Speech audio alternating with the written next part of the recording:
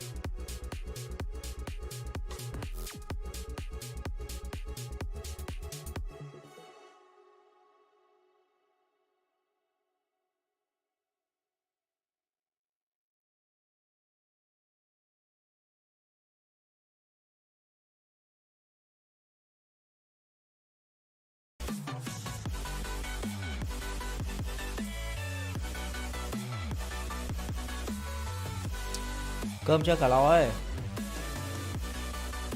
Mẹ. Lạnh thế.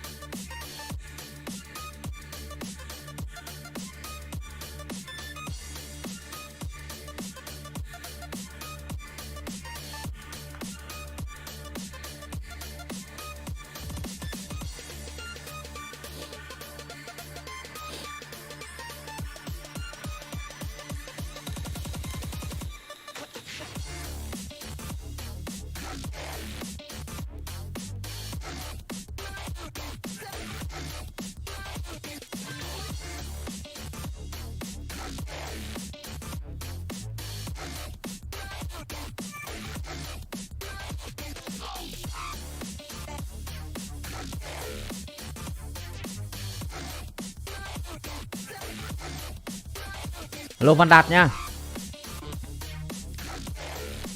Hello Uncle Goro nhá. Hello Minh Đỗ. Hello Chim nhá. Hello con gà, hello Eclair. Hello Thanh nhá. Thì ở Hà Nội mày lạnh quá bạn. Lạnh từ hôm trước rồi. Hà Nội lạnh từ cách đây cũng phải 1-2 hôm rồi.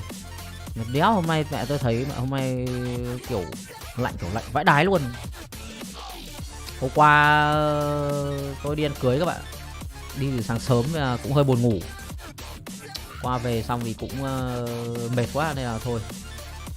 Tối ngồi chơi game linh tinh thôi chứ còn tôi không stream.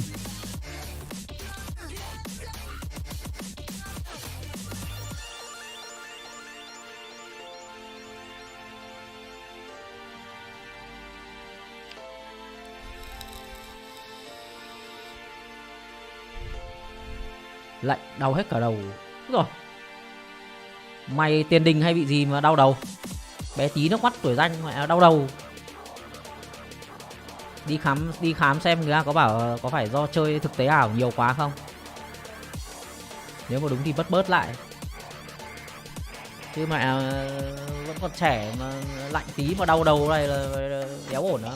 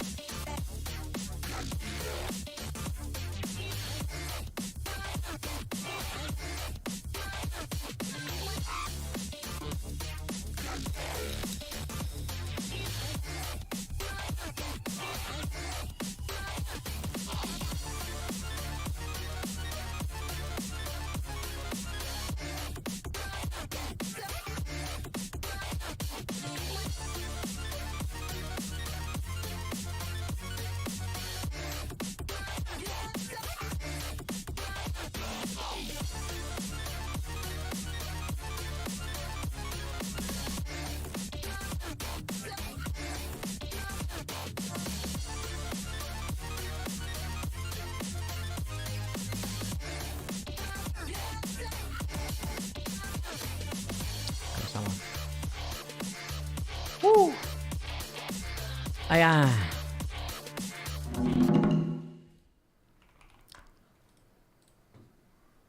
Lỗi anh em nhá. Thôi mẹ vào chơi game luôn đi, lạnh quá. Xin giới thiệu, không phải xin giới thiệu mà cho xin 1-2 phút quảng cáo tí các bạn nhé. Đó chính là hiện tại là nếu như các bạn chưa cập nhật được thì tập 1 của mùa đầu tiên của The Last of Us đã chính thức ra mắt rồi. Và ngay từ tập đầu tiên thôi, 80 phút cho tập đầu tiên, mẹ quá dài cho một tập trung bình của phim truyền hình. Và tôi xem xong thì tôi thấy là có rất nhiều điểm tương đồng so với cái bản gốc là game Đấy, thì cũng giới thiệu với anh em nhá, là Black 3FC Nightbox của chúng ta đã chính thức về mùa 1 của The Last of Us, tập đầu tiên, ngay từ tập đầu tiên thôi. Hay vãi lìn các bạn. Mẹ hôm qua tôi off stream, tôi ngồi chơi game linh tinh, sau đấy tôi xuống xem hơi muộn.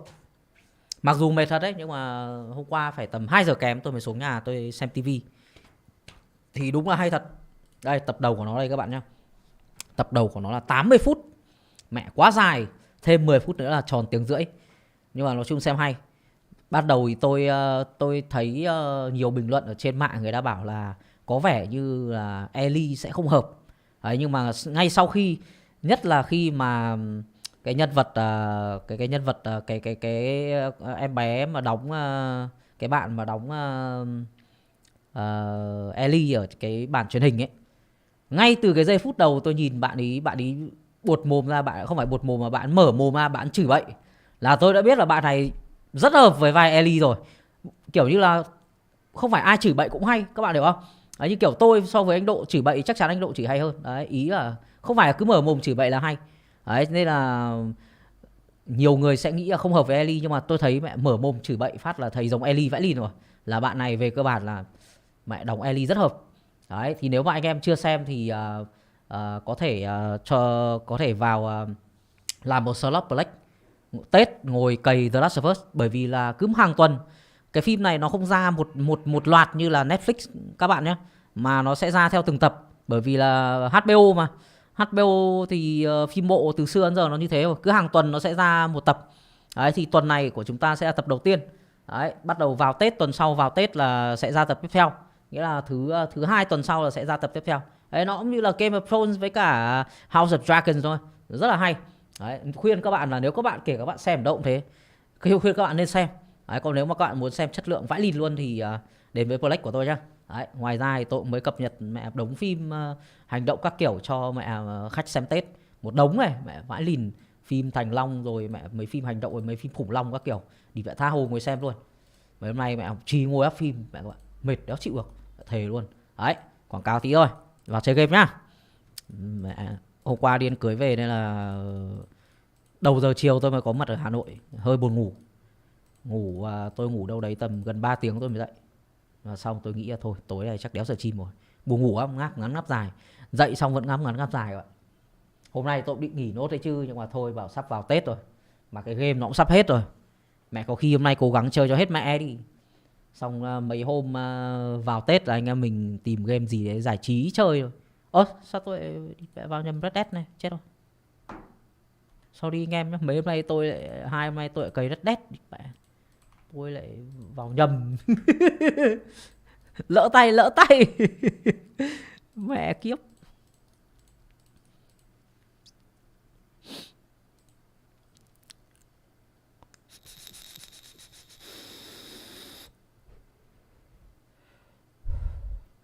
Không như Blood Origin á. Ui chả có phim nào giống Blood Origin à. Lỗi vãi lìn. Hello Hoa Đu nhá. Ngồi canh nồi bánh không xếp á. Năm nay nhà anh không làm bánh chưng em ạ. Ui mẹ thằng Sóc Thể hôm qua hôm nay mày đéo vào, hôm nay anh em đi hay buồn cười vậy đấy, đi làm Bounty Hunter vui vậy đấy. Ok, hello anh em nhá, chào mừng anh em đến với ngày tiếp theo của The Witcher 3 DLC Blood and Wine. Nói chung là tôi lần gần đây nhất tôi vào Witcher là từ sáng sớm ngày hôm qua. Đấy, sáng sớm qua tôi cố vào tôi cày thêm tí nữa. Sau đấy là mẹ tôi chuyển qua tôi chơi Red Dead Online các bạn. Bởi vì hôm trước tôi nhận được mail mẹ tôi được tặng 200 vàng. Thế tôi hứng khởi của tôi mẹ vào mẹ lại. Tôi nhận vàng thế tôi lại chơi. Mấy anh em tôi qua tôi có rủ mấy thằng Hồ Thanh, thằng Xong Thể, thằng Nô Chim, thằng Hoàng Béo. Thế anh em bảo cả thằng Lo nữa. Thế mấy anh em bảo anh stream Red Dead, bảo thôi chơi ở ngoài đéo stream game này mẹ chán lắm. Mấy cái game này stream nó chán rồi. Cho lên stream game gì đó phải nhiều tương tác tí. Cái Red Dead này ngoài chơi offline ra online chơi mẹ kiểu người ta vào xem thì nó chán ấy. Mình chơi thấy nó ok. Rồi quay trở lại với game chính nhá. Thì như các bạn thể thấy là tôi hiện tại là đang mặc set sói đấy, nhưng mà tôi đổi tạm cái kiếm. Mặc dù là trông cái kiếm này nó đéo ăn hợp gì với cái bộ này cả. Cái kiếm Iris đấy các bạn. Thì cái kiếm này theo như tôi đọc qua là về cơ bản nó cũng hoạt động giống cái thanh Erendite, nhưng nó khác ở chỗ là khi mà nó tích tụ điểm vào ấy thì chúng ta nhả cái phát chém thả năng lượng ra thì chúng ta sẽ mất máu. Tôi thì chưa test cái thanh này nhiều. Tôi muốn để kiểu như là để vào chơi cả luôn ấy. Đấy, thế nên là đấy. Nhưng mà các bạn nhìn này, mẹ trông kiếm của bạn. Cái này nó là cái blade đây. Nó là cái blade chứ không phải là sword. Còn như mấy cái kiếm của chúng ta đeo thì nó, cái Witcher sword thì nó gọi là sword, nó là kiếm. Còn cái này nó là gươm các bạn. Thế nên thì bạn đeo trông nó đéo ăn, nó không ăn hợp gì với cái bộ đồ, với cái thanh kiếm của chúng ta cả. Nhưng mà thôi, cứ chơi thôi. Mẹ cái này gọi ngựa là nút gì nhỉ? Khổ mẹ, tôi hiện tại tôi đang chơi 2 game đều có gọi ngựa các bạn. Một game bấm nút H, một game thì bấm X. Mẹ, nên là cũng nhầm nhọt trồng trọt. Hôm nay anh em xem là có nhiệm vụ phụ mà có nhiệm vụ hay thì làm nhỉ? Hôm nay để biết thằng nghệ sĩ mẹ nó online nhỉ, để bảo nó xem còn nhiệm vụ phụ nào hay thì làm, còn không thì thôi. Đây, bởi vì anh em thấy là gear gủng đi kiếm kho báu tôi cũng làm hết rồi, chẳng còn gì nữa. Cái set mèo tôi cũng làm xong mẹ, tôi đi kiếm xong luôn rồi. Bây giờ chỉ còn thiếu cái Manticore. Nhưng mà cái Manticore là có Mastercraft có cái Grandmaster không nhỉ? Bởi vì tôi không thấy có nhiệm vụ nào nó gợi ý là đi tìm cái gear Grandmaster cả. Nếu mà không có thì các bạn là kiếm hết cả mấy trường rồi đấy. Trường sói, trường gấu, trường mèo, trường rắn độc. Đấy, xong vừa rồi là trường Manticore. Thế là hết, chẳng còn gì nữa. Coi như là đây, nhiệm vụ còn mỗi lần này 1, 2, 3, 4, 5. Cộng cả mấy cái hợp đồng rồi mấy cái nhiệm vụ lặt vặt nữa thì không tính. Đấy. À quên làm cái nhiệm vụ vườn nho đã nhở. Quên mẹ mất. Làm nốt cái nhiệm vụ vườn nho đi. Trước mẹ hôm kia mẹ nghỉ sớm đó làm nốt. Hôm nay làm nốt đi, xong rồi đâm mẹ đầu vào nhiệm vụ chính. Hôm trước thằng nghệ sĩ nó bảo tôi có nhiệm vụ đéo ở của thằng tóc vàng. Chả biết nhiệm vụ gì. Cái game này công nhận nó dài thật. Dài vãi lìn. Bây giờ chơi lại một lần nữa rồi vẫn thấy nó dài.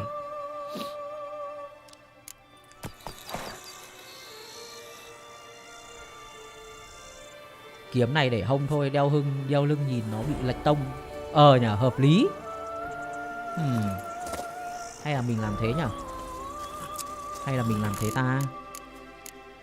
Hợp lý đấy, chính ra cũng hợp lý đấy. Hay là làm thế đi. Tự nhiên anh em nói tôi lại thèm.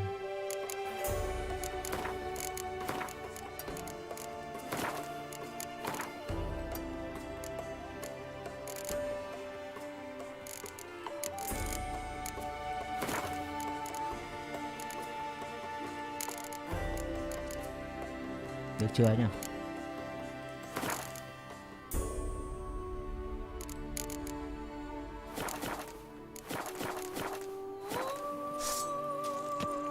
Vẫn chưa được à? Để cái kiếm này ở dưới nhìn này hợp lý. Mẹ đeo lên trông đi phải bẩn quá. Thật luôn.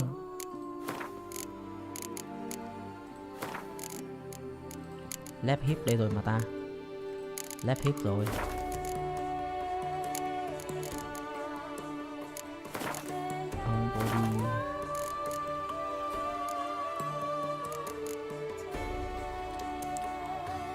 Anh xem rồi em ạ. Anh xem rồi nha BJ.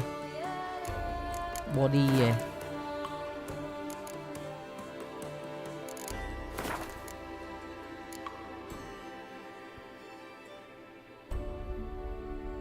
Body đây rồi.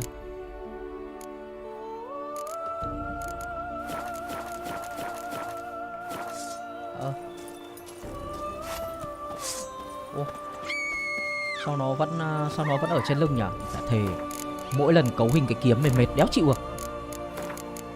Cứ phải mình phải quên cái gì đấy. À gì còn mẹ. Nên lại tắt đi. Mẹ thằng Hìu. có chó.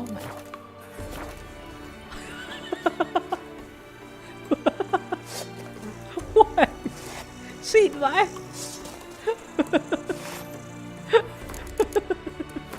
Chỉa nhìn gớm vãi.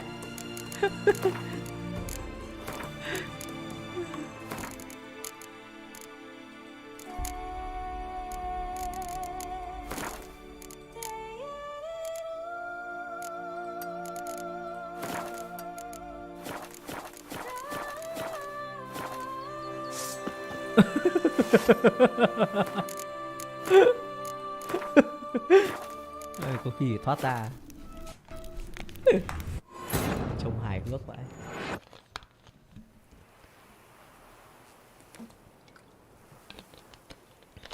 Hôm qua vô cái kênh anh em phê game xem The Last of Us.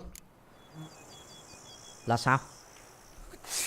Là phê game live stream The Last of Us á? Thật à? Làm thế nào mà họ làm được?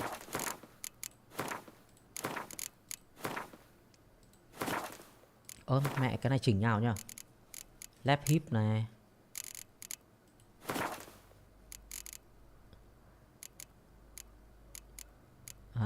Để chỉnh thử nhá. Higher này. Cái này là left hip này. Đấy. Để xem nó hết nào.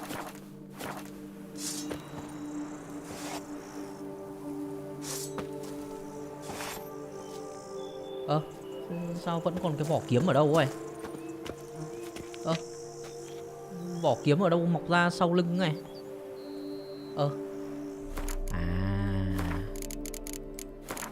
Đây, chưa chỉnh cả cái vỏ kiếm rồi. Đây rồi, default position đây. Đúng không? Vỏ kiếm của cái thanh này. Use cover slot not recommend. Đúng rồi mà ta.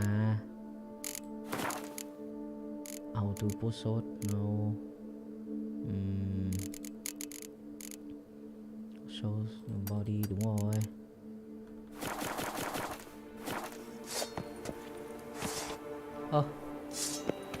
Cái vỏ kiếm này bị đéo gì nhỉ? Đi mẹ nhìn khó chịu thật.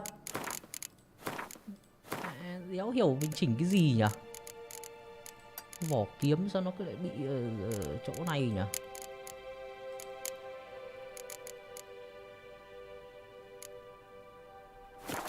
Đéo được nữa, để tắt mẹ đi. Tắt mẹ đi, mẹ vừa quá. Mất thời gian, cái này mất thời gian, cái này phải chỉnh từ sớm. Thôi, cho cút đi. Chỉnh xong mà thôi, mẹ có khi nếu có lần sau.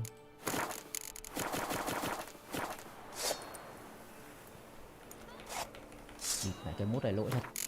Thề với anh em luôn. Chỉnh mệt lắm, tôi lười quá.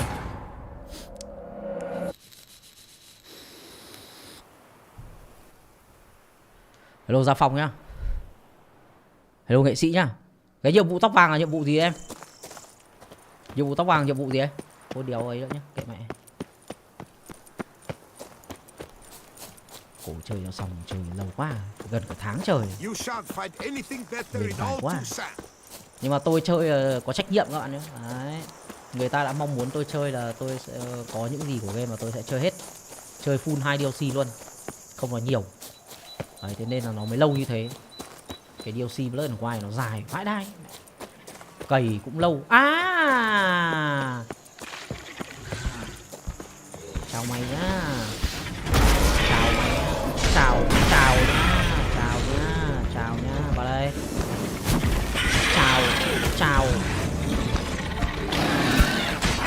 Chào. Đau quá nhở.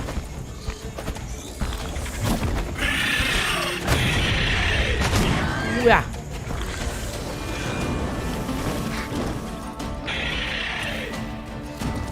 Nằm xuống.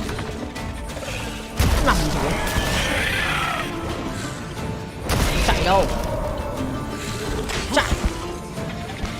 Chạy.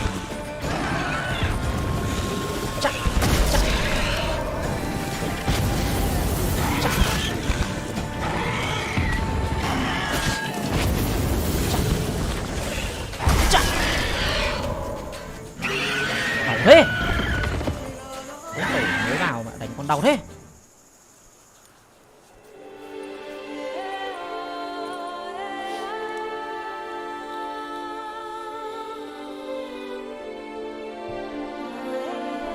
Mẹ hai may trưởng có bắn súng gọi là sợ sốt play hơi tệ, anh em thông cảm.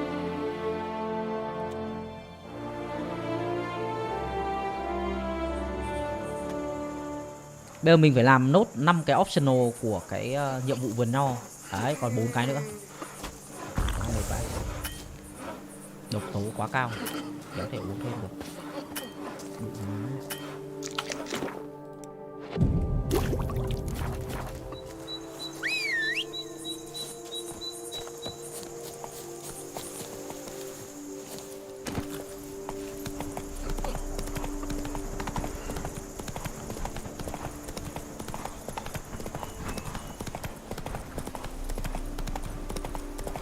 Nô chim cầy Red Dead để đâu rồi?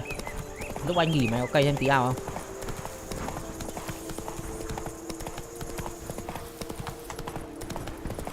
$240 dặm. Bước chân.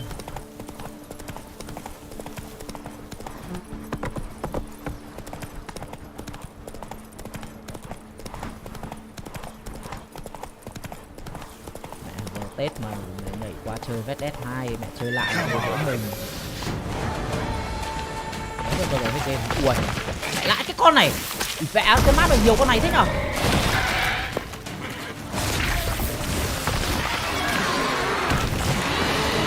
Mày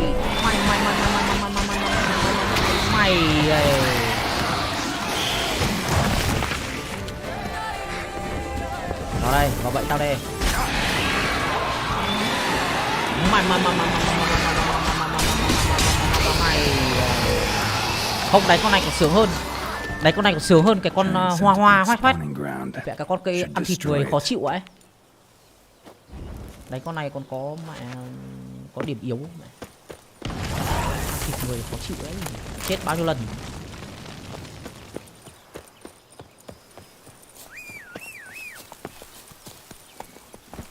Tính làm collector mà thấy hero cần go 3 ở đấy. Hôm trước anh bảo mà đéo biết trước Red Dead anh làm cái đéo thì tự nhiên nó tặng cho 200 vàng và báo ở mail, thế là sướng nó vào chơi. Chứ mày game này đéo có vàng chơi khổ lắm mày ơi. Thôi nhá, mẹ trong Tết anh em mình cày. Trong Tết cày anh chủ xị cho. Anh chủ xị anh cho chúng mày vào làm bounty hunter cho chúng mày cày vàng. Có vàng còn trả này trả kia chứ. Cái đấy online đều có vàng là vỡ mồm em, đéo chơi được.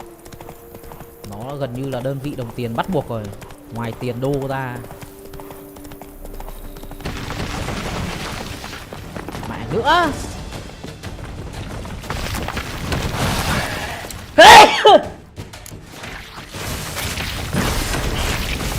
Hay lắm.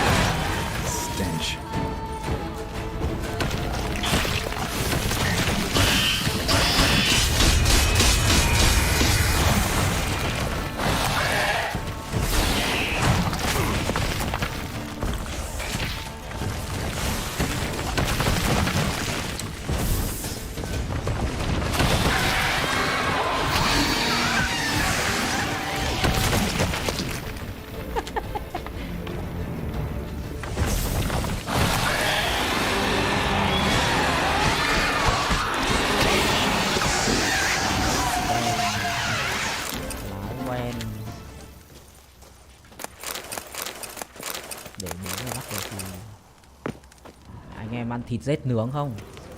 Anh em ăn rết nướng không? Rết này ăn xong á, bổ luôn, bổ máu nức vào này. Thừa máu luôn, bổ quá, hút luôn.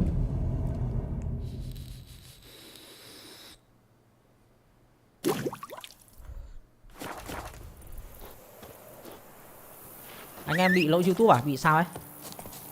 Nay YouTube bị làm sao? Go. Mẹ bỏ stream một hôm live lại phát thì lỗi à? Cay nhỉ. Cái nhiệm vụ thằng tóc vàng là nhiệm vụ gì anh nghệ sĩ? Anh tìm quest Global of Midnight. Ok. Để anh làm nốt cái này nhá. Tí nữa nhắc anh nhá. Làm cho xong mẹ. Thì phải tự nhiên thèm mẹ chơi Red Dead Redemption đấy nhỉ? Không phải tự nhiên thèm anh em nhá, mà anh em biết sao không? Bởi vì là về cơ bản là cái khoảng thời gian này là tôi chơi lại game mà, đúng không? Game chơi lại ấy là thứ nhất, kiểu như nó tăng cái sự hưng phấn của mình với cái việc là chơi lại game ấy. Với cả thứ hai là tôi đang chơi một cái con RPG thế giới mở.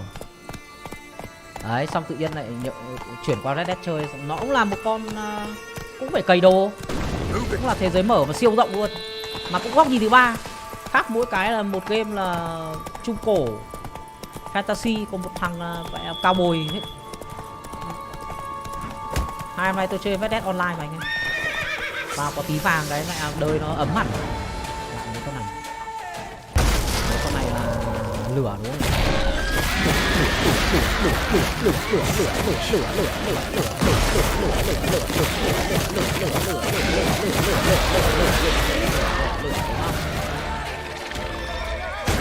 À! Lửa.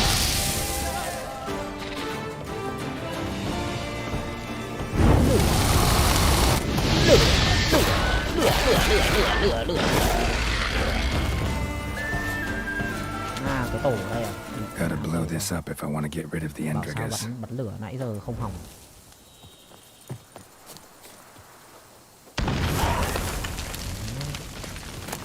Hai cái nữa. Siêu dài, siêu khổng lồ. Này đến kiểu cuối game có khác. Đầu đã lìn. Quái đánh đau đó. Ngựa sao ấy?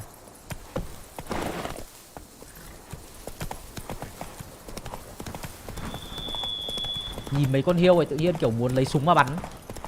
Chợt nhận ra là mình không có súng.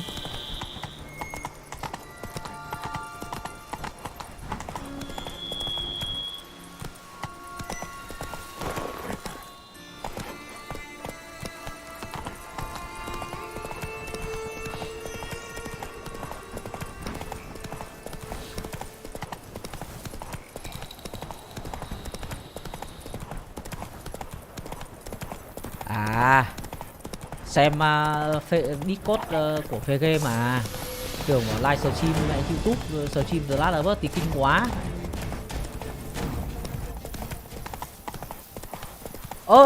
Nghệ sĩ ơi, nghệ sĩ ơi, mày có cái tên nào mà có thể thân thuộc hơn không?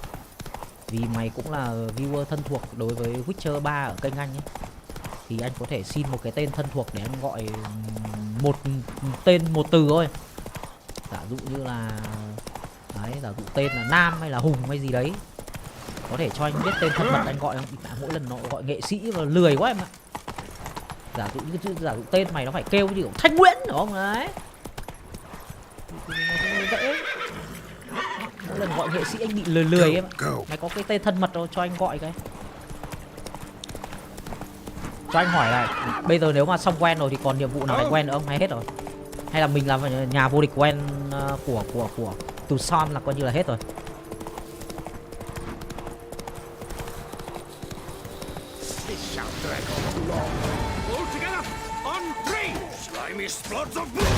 Ôi.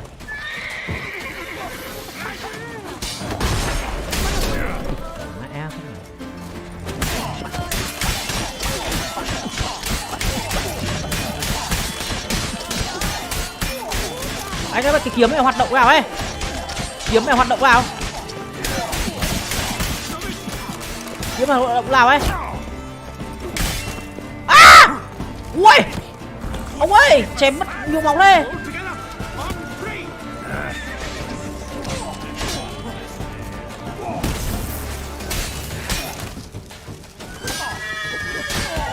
Ui, kiếm này chém mất nhiều máu vậy.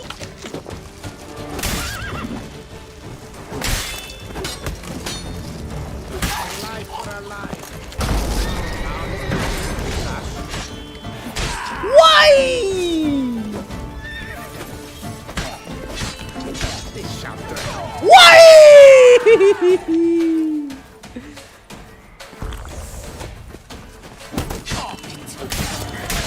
Xéo ổn rồi.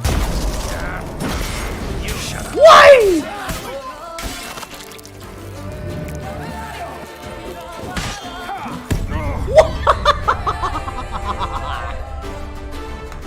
Đi bẹ cái kiếm. Cái kiếm bóp đi. Bẹ.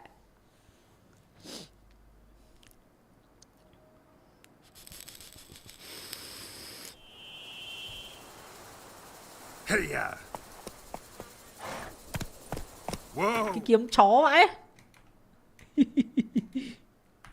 Kiếm chó thật. Mẹ. Cái gì đấy? Kìa.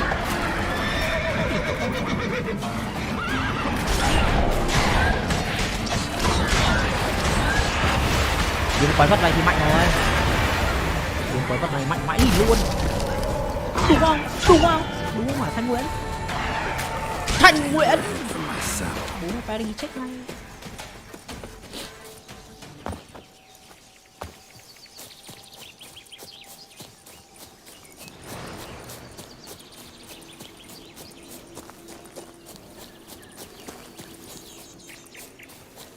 Kiếm chém đau quá anh ạ. Cái kiếm này là phải chém nặng. Heavy attack thì nó mới tính cái nội tại của nó mới kích hoạt trigger lên.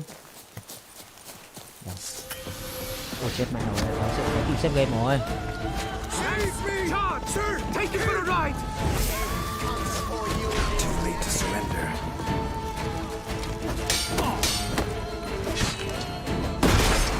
Ôi! Áo! À!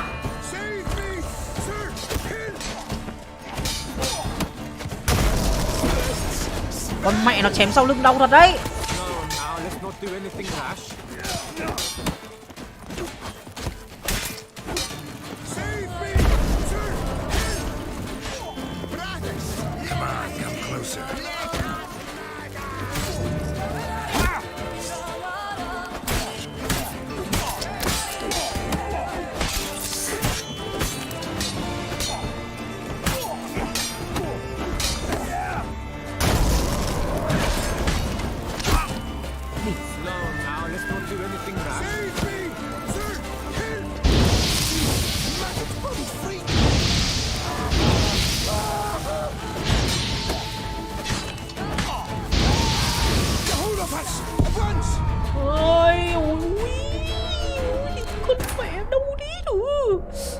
Có hai mẹ bỏ một hôm thôi mà mẹ đánh gà thế nhờ.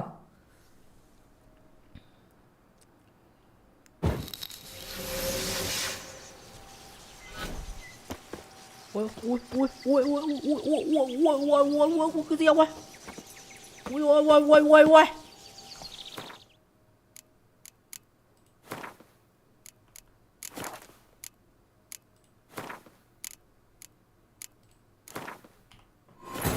Cái ray tracing là lỗi thật.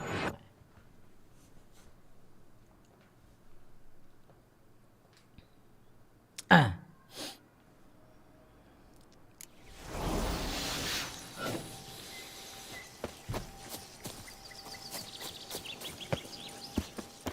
Chết mẹ. Cuối game nó hành cho như chó này. Em thông cảm hơn ngày này mẹ ngơn ngày hôm nay toàn chơi Red Dead. Toàn cầm súng bắn nhau. Bật Dead Eye lên bắn lại sướng vãi lìn. Thì vậy sang đây mua kiếm khổ vãi.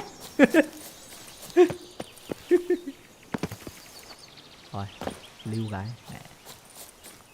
Ôi, mày là kia. Lại đây. Lại đây. Lại. Lại. Lại. Lại. Lại. Tôi bấm cái gì này. Biết ngay mà. Bảo sao bắn trưởng đéo được.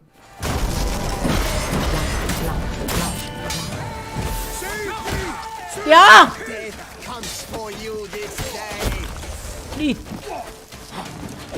Đi mẹ ông. Kìa.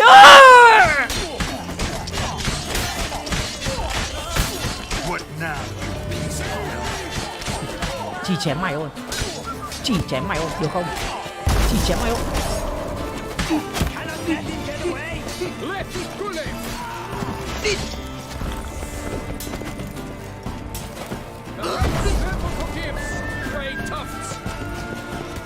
Còn cung đâu? Thằng con cung, con cung, con cung. Mày phải chết. Mày phải chết. Đỡ đi, đỡ đi, đỡ đi, đỡ đi, đỡ đi. Mày đứng ra đây không nó bách táp đâu.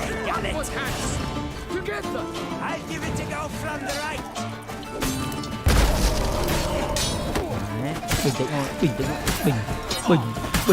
bình. Đấy. Đấy. Đấy.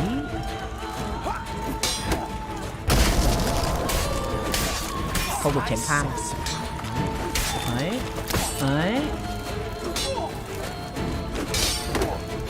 Ấy, ấy, ấy, ấy, ấy, ấy. Đỡ đi, đỡ đi. Hết thể lực chưa? Hết thể lực chưa? Hết thể lực chưa? Nào vào đây. Vào đây. Úi dồi. Úi dồi. Úi dồi. Úi dồi. Úi dồi. Quá tam quá bận anh em ạ.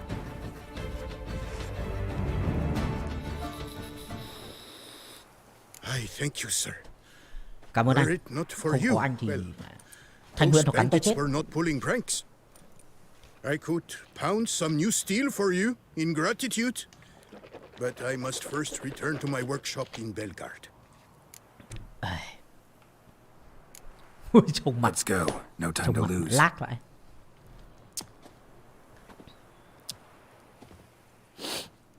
Đúng thật, chưa OC anh ạ. Chưa OC. Quên. Thế là xong cái I nhiệm vụ thank vượt you no đúng again không? for your aid. Anh muốn xem hàng tôi chứ. Care to Not now em. glance at my wares? Không có thời gian để cho mấy cái chuyện đồng bóng này, đồng tính này. Show me what you have.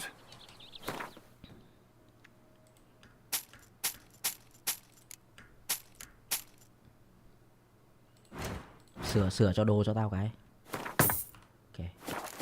Ui, sắp level 88 rồi. Muốn chơi kiếm mày phải làm nhau à nghệ sĩ ơi.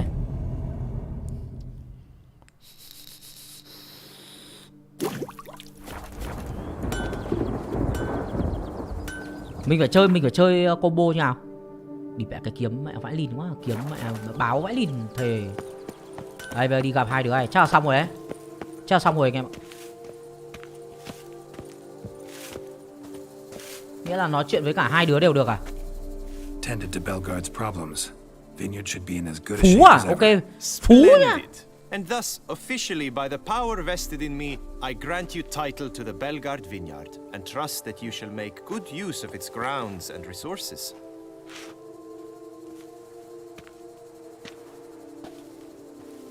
Excellent. I can already smell the grapes ripening in the sun. We shan't forget what you did for us. Here, your pay. Bao tiền nhỉ? Hơn 900 đúng không? But that's not all. You must Ủa, come lên mẹ back cấp and luôn. see us shortly. We've a surprise in store for you. I'll do that. Farewell. Nó trả mình bao tiền nhỉ? 900 đúng không? Xem bao tiền. 375 kinh nghiệm này.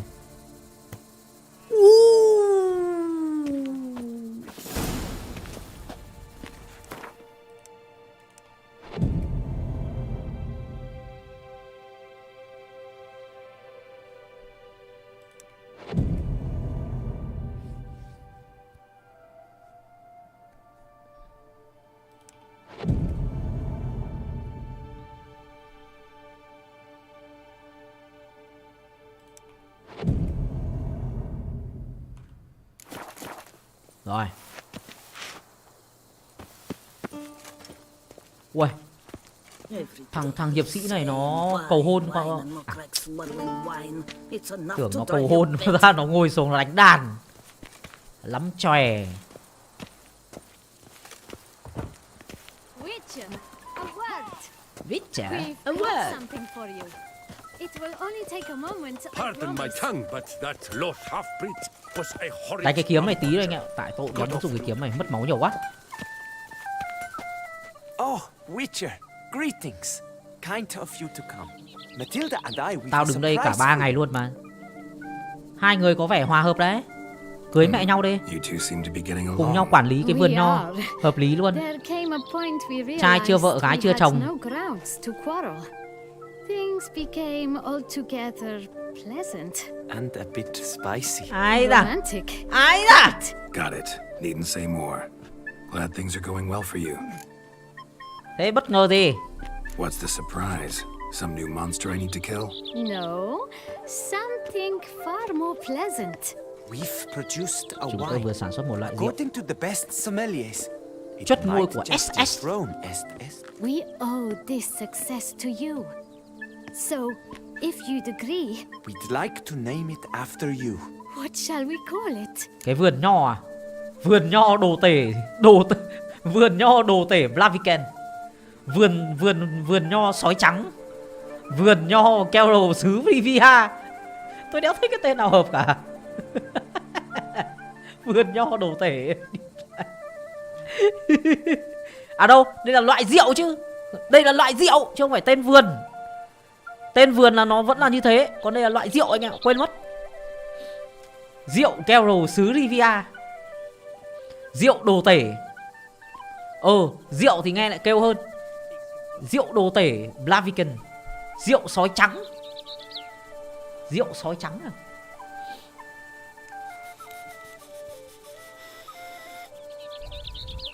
Nhưng mà bình thường là mình đi giới thiệu rượu thì mình phải nói tên nào nghe cho nó không kiểu đổ máu các kiểu á. Nếu mà rượu nho thì làm gì có màu đỏ. Đồ tể như kiểu là chém giết là phải có máu me. Nhưng mà rượu nho thì lại là màu xanh màu tím mà đúng không? Làm gì có màu đỏ. Nếu mà rượu mơ, rượu mận, rượu dâu đấy, rượu ủ dâu chẳng hạn màu đỏ thì có thể đặt là đồ tể. Rượu đồ tể bởi vì là nó có màu đỏ, tượng trưng cho mẹ sự chém giết của Geralt xứ Nvidia. Rượu Geralt thôi, nghe đéo hợp. Tôi nghĩ sẽ lấy là rượu sói trắng. Rượu sói trắng. Tại sao lại gọi nó là rượu sói trắng? À, bởi vì là lấy tên của Witcher tóc bạc, đến từ trường sói. Người ta hay gọi là Geralt sói trắng. Đấy, chứ bây giờ bảo tại sao lại lấy là rượu đồ tể? Bởi vì là lấy theo tên, lấy theo xuất xứ của Witcher. Nhưng mà tại sao lại gọi là đồ tể? Rượu nó có màu đỏ đâu. Thế tại sao lại gọi đồ tể đéo hợp? Tốt nhất là lấy rượu sói trắng. Rượu sói trắng. Thực ra gọi rượu đồ tể nghe nó kêu vậy đấy, nhưng mà nó không phải màu đỏ anh ạ. Đấy, nếu mà tôi uống rượu mà tôi mà uống rượu của đồ tể tôi bảo công nhận màu đỏ đúng theo kiểu tượng trưng cho máu, nhưng mà uống lại rất là ngon chứ không có vị tanh như máu. Đấy, nghe nó hấp dẫn chứ không phải là... Đây là rượu nho cơ. Thôi rượu sói trắng đi. Why not White Wolf? Wild, with character. It fits perfectly. If you wouldn't mind, we'd like to Bây giờ send tao a đặt là few rượu cứt bottles chó to ấy, your chúng mày home cũng sẽ every nói là so hợp often. thôi. I'd be honored. Thanks. No, we thank you. Take care, Witcher. Thế là hết nhiệm vụ rồi. Chúc mừng nhá. Chúc mừng ha. Hai đứa nên duyên vợ chồng nhá. Mẹ có cả vườn nho luôn. Bố mày giúp hết đấy. Mà bố mày được có hơn 1000 cua sen. Mẹ có vẻ cũng chưa xứng đáng lắm đâu. Ui, cái này 5 điểm cơ à? Phải đái ấy. Có để tích điểm đâu. Đâu nhở, nhiệm vụ gì nhở? Nãy thằng Phú nó bảo nhiệm vụ gì nhở? Đây rồi. Phú vào làm nhiệm vụ này anh em này. Phú có vú, Phú không vú. Phú vú nhỏ. Phú bú à không.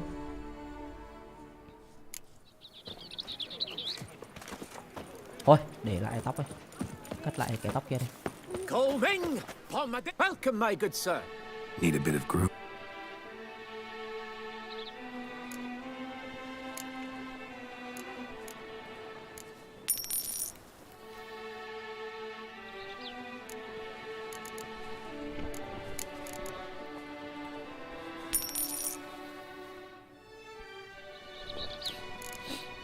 My time. Ding, chi panfara.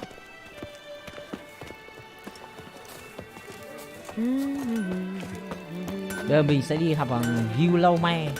Vui Lâu Me.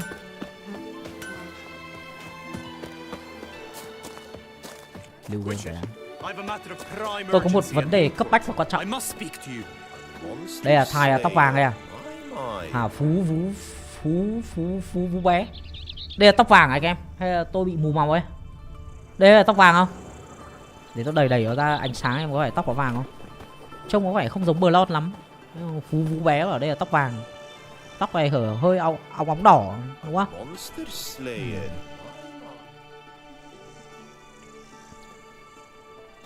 Your wound. Feeling better? It's healing splendidly, though I am to avoid trouble for some time. To be frank, that is precisely why I wish to speak with you.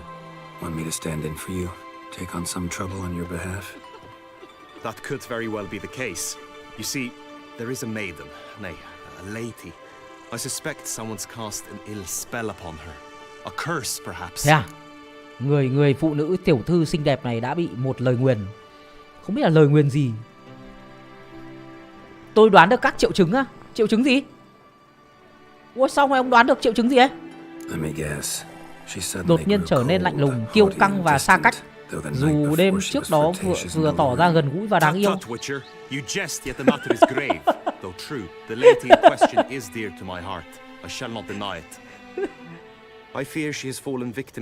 Ma thuật hắc ám.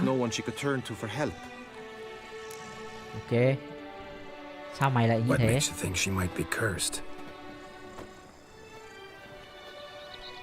You must keep all I say to yourself, I beg you. I would never dare to be so indiscreet normally, yet I'm troubled about her, for her. Lo lắng về cô ấy, lo lắng thay cho cô ấy. Though the fairest maid at court, she keeps men at a distance. I thus determined I would resort to trickery. Trickery? That even Hiệp befitting sĩ of mà a cũng knight? dùng mánh khóe sao? In war, yes. And what is love if not battle? As it were, one Tôi nấp bên evening ngoài I xưởng may crouched của in cô ấy. hiding outside her seamstress's home. Khi cô ấy đi ra tôi As cũng vậy, Vivian giả emerged vờ from va it, chạm với cô ấy I too emerged, và nhanh ever chóng so đề nghị gently được but đưa cô ấy về convincingly nhà. collided with her, then promptly offered to escort her home. Mẹ giả vờ ấy. She consented. At Lúc first, đầu mọi all chuyện đều augured ổn. well. Tôi đề xuất đi I theo một tuyến đường proposed có a cảnh more đẹp hơn. scenic Cô ấy đồng route. ý. She agreed. Tôi trò I chuyện made một cách kindly ân cần và cô ấy forays thậm into chí còn bắt đầu trả lời khi and chúng she tôi even đi began gần to tới đích. respond as we neared the end of our route. Then suddenly, mid-speech, Miệng from cô ấy her bắt mouth đầu there flew a most phát ra một tiếng hideous rít. shriek. Tôi đứng I chôn stopped chân stone còn cô ấy cold thì in đỏ my mặt tracks và while nhanh chóng she chạy mất. turned red, then promptly ran Tiếng off. rít à? Tiếng I rít did kiểu not nhá? give chase that Hay là time. thế nào? Hello Hunter I vào attempted Helsing to nha. approach her on Hello several em. ensuing occasions to learn what had happened, for I feared she had become entangled in some trouble. I noted that often come night, she ventures into the woods, Lang thang where gần I've một cái seen hồ. her walk about a Thỉnh glade thoảng tôi đi near a theo pool. nhưng lần nào cũng mất dấu. I've striven on Cô ấy như tan occasion biến to vào không follow khí her, vậy. but lost track Thằng each này time. cũng bệnh nhờ, It cũng seemed mẹ then stalker à? she'd melted into Sim the này air. sim hạng nặng rồi. Sim này sim kiểu dạng Thanh Nguyễn đấy em. Định nghĩa là có ý định với ai là bám càng luôn, theo dõi luôn, stalk luôn. Âm thanh đó có khi không kỳ lạ như anh nghĩ. Để ý thấy điều gì bất thường nào khác không? Notice any other strange behavior, additional symptoms? No, Vivian's avoided me wholly since the first encounter. But folk gossip. What about? They say she's secretive, that no one ever sees her after dusk, that she's wont to suddenly disappear. Không thấy ai, không có ai thấy sau hoàng hôn. Chuyện đó chẳng có gì bất thường cả. Tell me more about Vivian. Who is she? What's her story? She's her Thị enlightened nữ của highness's công nương. lady À, in phục vụ waiting. cho Her mother was a Anna lady in đấy. waiting. Her father, a knight. That is all I've learned. For the Mẹ Duchessa cô ấy grows cũng là angry thị when nữ. asked about her. Bố cô ấy cũng là thị Vivian nữ. spends her days within the palace walls. Yet we are in luck, for she has been named Cả the nhà cô ấy làm tourney's thị nữ. patroness this year. Thus, each participant will be granted an audience with her. Got a problem then. See, I'm not a participant. I've devised a solution already. Anh sẽ nhuộm tóc màu vàng thay tôi. I was looking forward to winning the tourney, very much so. Yet for Vivian, I am prepared to sacrifice anything. Hardly a regular job, this. Not often I gotta take part in a tourney to fulfill a contract. Fee can't be anything ordinary either. I'm no magnet to command heaps of Đại coin. gia tiền lẻ. Naturally, I shall award you a just amount. Nghe đéo có tiền chắc How tầm much do you 300-400 là demand? cùng. À không, mức thấp nhất là 500 ấy. Xin 700 ấy, 750. À quên, 750 cao nhất rồi. 685. Vivian is worth every copper, but this amount I simply do not have. You ask too much. Cái con chó ấy. 635. Mày không nhận là tao bỏ luôn này. I have comrades I can ask. They would surely lend me coin, yet even that would not be enough. Could you not lower your fees somewhat? Mày đang đeo cái dây chuyền vàng đấy con. Bố mày này là dây chuyền đồng, dây chuyền bạc cái này. Đít mẹ. À không, thực ra mẹ dây chuyền vàng lại rẻ hơn bạc các bạn. 15 thôi, không là tao walk away mà. I have comrades I can ask. They would surely lend me coin, yet even that would not be enough. Could you not lower your Dây fees bố mày là somewhat? dây bằng kim loại đây. Tao mới gọi là nghèo kiết xác này, mày đi lại dây vàng mà đéo có tiền bán mẹ, bán dây đi. The matter is of grave importance to me, yet you clearly jest, continue to mock. We shall reach no agreement this way.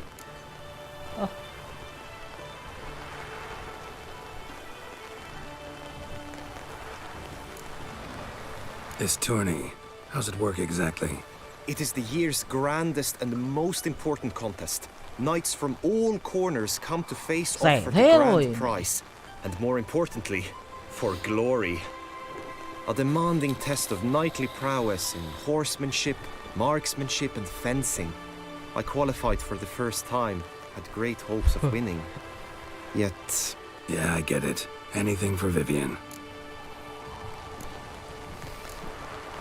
You have my curiosity. Fine, I'll look into it. Gotta admit, piqued my curiosity. I shall be forever in your debt. Now, we must ensure you are not eliminated from the tourney before you can meet Vivian. Làm sao mà tao bị loại được? Meaning, À định đấu với mày Can you thế. show me how you shoot, À ride, cho and tôi fight xem anh bắn perchance? cung cưỡi ngựa và And you chiến đấu must được learn không? the tourney rules, know how to apply them in practice. I did not mean to suggest I doubt your abilities. Everyone must train, even a witcher. Tao cũng tập Besides, rồi the thì tao mới tourney đi contests must surely xin differ, hợp đồng như mày. require skills you Tao don't mới đi tìm usually hợp đồng chứ. apply. Races Chứ above bây giờ all. chưa The choice vừa is đi yours. tập luyện vừa Where đi shall we lấy hợp start? đồng à? Chết mẹ lúc đang làm thì sao? Không cần thực hành gì đâu. apply all the skills you mentioned on a daily basis and against monsters, not targets and dummies. Don't need any Mình tao training. cần 80 thằng hiệp sĩ Going như mày straight to the luôn. tourney grounds to sign up. Nhiều lời. Mẹ. Honor and glory are all true and Cuối good, game rồi but còn your bắt người ta scrolls xử. must play. Thử con mẹ này. Điêu tiền thì đã đéo điêu rồi. Đòi thử. Không có thử. Đến lúc thử thì tao thử cái con thử con tiểu thư cho tao thử luôn nhá. Thử. Tao thử luôn xong tao giả cho mày.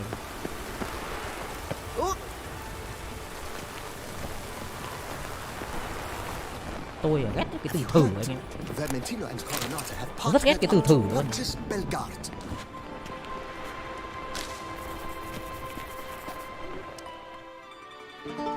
Greetings. Want to join the lists? Naturally, we must first see to formalities, however. At Guillaume's request, I have looked into your personal history in its heraldic aspects. Really? What did you come up with? My findings show you may take part as Geralt of Rivia, What a surprise. or as the Honorable Ravix of Forhorn. It's not every year we have a combatant who can boast of two crests. Which do you prefer? Mình lấy danh hiệu của mình hay là dùng của nó? Ông đào đâu ra cái tên Ravix xứ Forhorn vậy? Ravix of Forhorn? How'd you manage to dig that up? Here in Toussaint, we treat heraldry very seriously. One visit to the ducal archives. That is all I needed to acquire the necessary information. Ravix of Forhorn was the name under which you attended a feast Con honoring gái nữ hoàng Princess Calanthe ở Sintra, daughter of Queen nhân dịp Calanthe lần of Sintra sinh nhật lần on thứ the 15. occasion Ui, of her 15th birthday. That's actually right.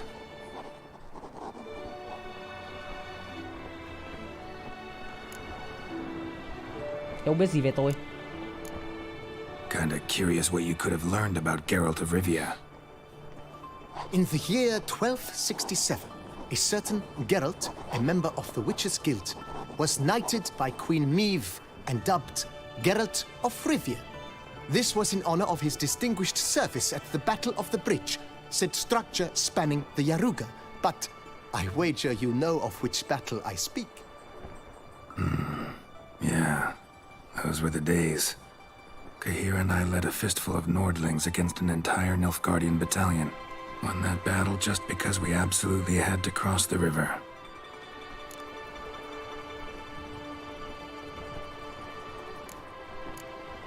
The Honorable Ravix will do. You may now take the shield bearing your crest. I'm a Witcher. Shields aren't something Witchers ever use in combat. Who mentioned using it in combat? Not I. The shield commemorates your participation in the Thế lại tournament. mang về treo ở You may nhà, take it as a lấy khiên về souvenir. treo ở vườn nho. In that case, thanks. Have you been instructed as to the tourney's challenges, prizes, and vows? If not, I do hope you will allow me to tell you about them. Guillaume told me a bit about the contests. Rather make sure I'm clear on them, though. An admirable thirst for knowledge. There are contests 3. A shooting range, where you will compete side by side with an opponent. Ui, A horse race, during which you will seek to complete the course within a specified time. Any targets hit with bolts or dummies felt with blade will increase the time you have. Finally, the group hỗn chiến melee theo in nhóm. the arena, crowned with a duel against last year's champion. As each contest ends, its results will be posted on the board outside my tent. This way, all will be apprised of who leads at any given moment. Convenient.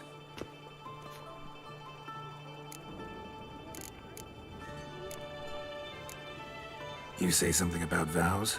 As is our custom, knights make vows to which they hold for the duration of the tourney. Each swears on something which to him represents his most cherished virtue. Gonna come right out with it. I'm a sucker for prizes. The winner of each contest shall receive Cúp. a trophy. Whoever has the best result once all contests tới nhà have vô địch. played out shall face last year's champion in a final duel for glory and the title. Should you defeat the reigning champion, the grand prize will be yours. This year, a sword forged especially for this occasion by the one and only Cornelius of Isengard, a famed master weaponsmith. Her illustrious highness had it brought all the way from Nazaire. Feels like I know everything I'd ever want to know about chivalric tourneys. Splendid. In that case, you must make your vow. Upon what would you like to swear it?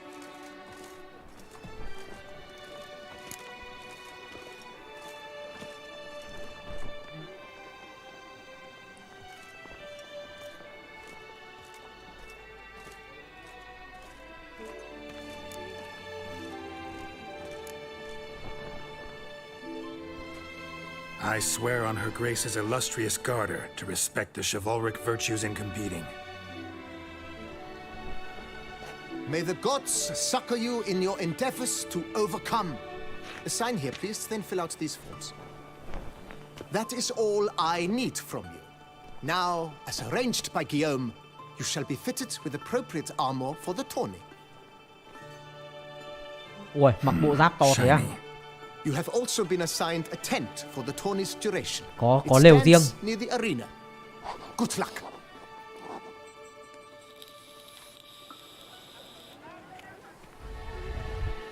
Ồ, đẹp phết nhờ. Ồ, đẹp phết đấy anh em. Đẹp không xấu. Tưởng béo béo bẩn bẩn, hóa ra không. Rồi. Xin phép anh em lấy cái kiếm mẹ trường mèo vào nhá.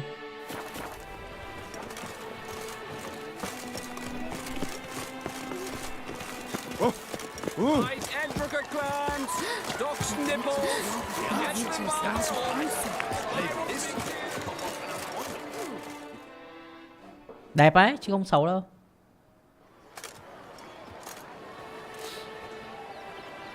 Geralt, well, I'll be. Have you decided to turn knight errant? Hiệp sĩ giang hồ. All jesting aside, here on a job.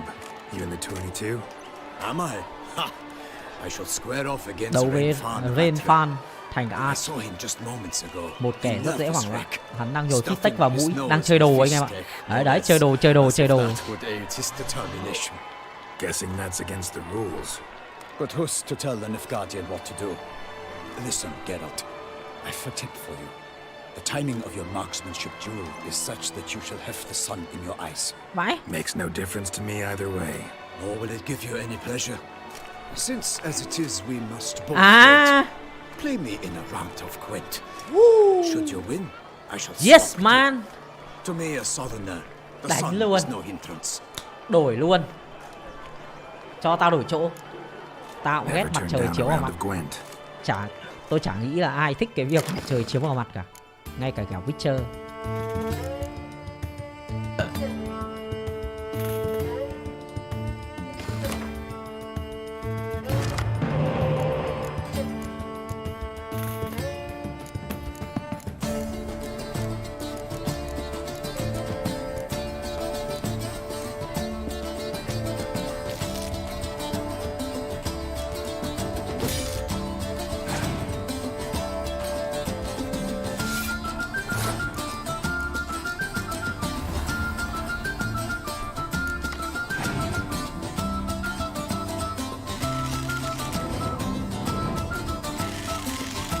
Này.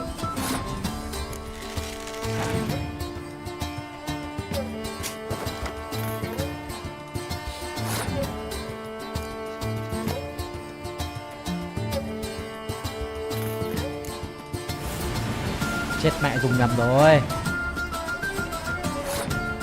Dùng nhầm rồi anh em ơi.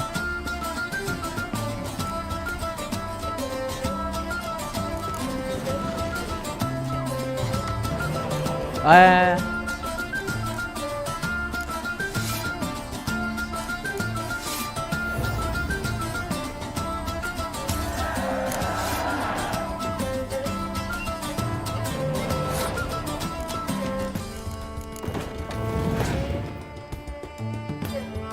Ai à?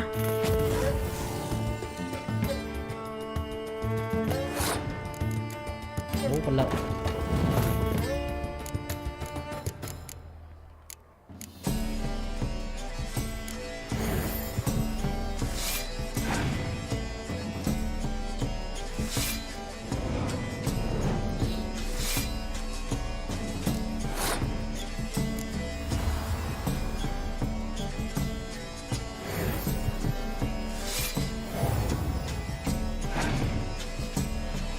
Ai chơi bẩn thế? Chưa gì đánh bài vàng rồi.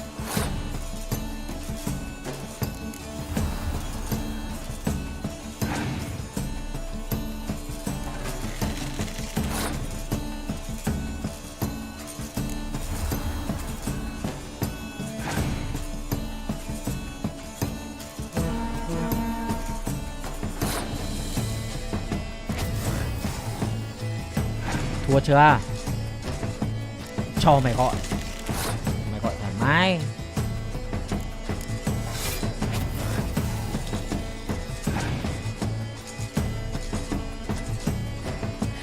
Bài thời tiết. Ok. Bài thời tiết.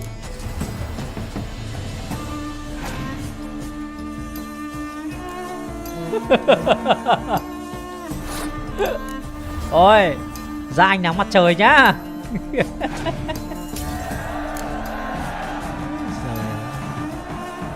I congratulate you. We shall swap as agreed. We've passed the time rather nicely. Lady Vivian should appear forthwith. I'm off to face my first challenge. Good luck.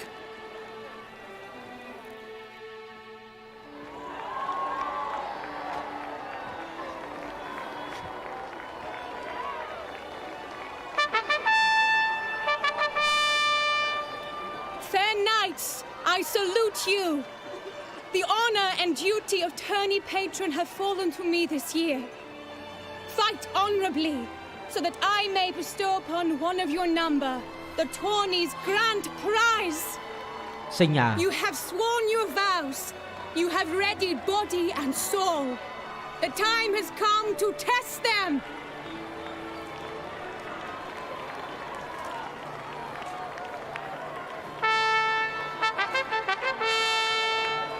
Behold Horm Akespark of the Mechtian Royal Line. Horm His Akespark. name's quite the mouthful, a true challenge to rhyme. His Tên của anh vừa dài vừa khó tạo vần. and true Mục tiêu của anh sẽ có màu xanh. are the ones in blue. Này là Against blue. him, new blood, a Đến giờ vẫn knight chưa rõ danh unknown till tính. now. Seraphics of Forhorn, give us a bow. The target he must with Mình his là màu đỏ. quarrel's thread Thằng kia màu are xanh. red. May the better man win. Ok. Xinh mà, tiểu thư xinh vậy đấy.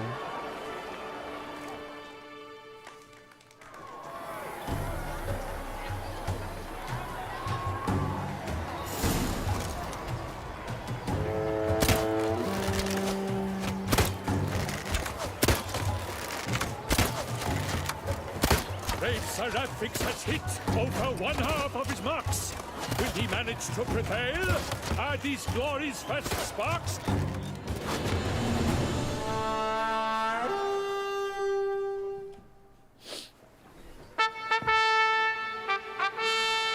Seraphics has won. His boat struck the goal. Yet even this cannot soothe the ache in his soul.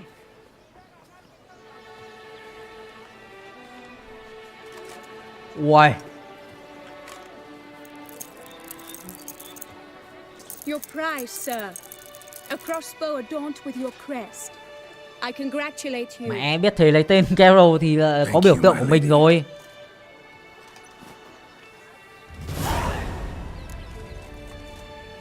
Mề đay của tôi rung lên khi cô lại gần. À, đúng rồi, này chỉ có thể là quái vật. My medallion's vibrating strongly can only mean one thing. Magic. The explanation is disappointing, I'm afraid. The fragrance I use, it's mixed by a sorceress. Chắc không? Có chắc không? To lose to an opponent such as you is a victory of its own.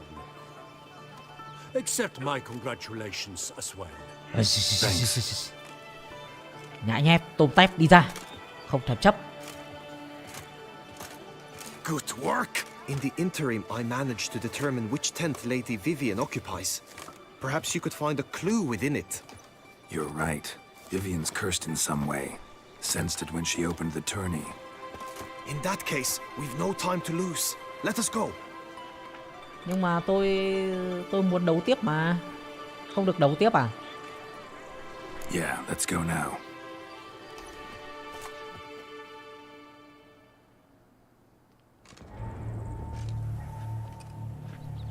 This is her tent. You must look inside. Search it. Tôi sẽ làm tiếng cú kêu nếu có người tới gần. Còn bao nhiêu xong game á? Bây giờ chốt xong game luôn được mà. Tại anh đang muốn làm nốt mấy nhiệm vụ phụ hay hay.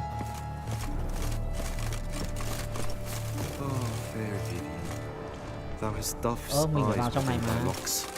Game lại chỉ ra ngoài bố láo mất dậy ấy. Uầy, vết cào uầy. Claw marks, that's clear.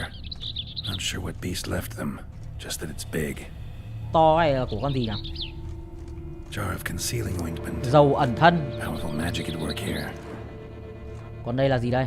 Đây là bát hoa quả chúng ta có thể lấy. Đấy. Này cái gì? Bộ váy. Clothing's all dark green and yellow. À, đều có màu xanh và đậm vào màu vàng.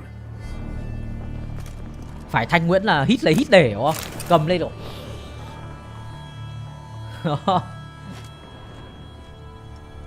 Cái gì đây?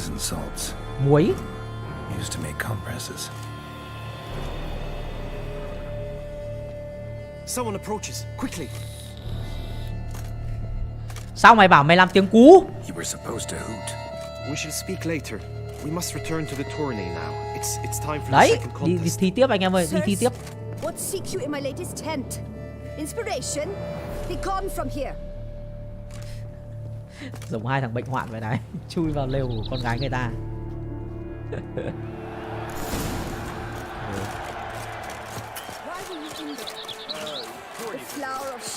Nó vẫn hỏi cái thằng kia kìa, tại sao anh lại vào trong đấy?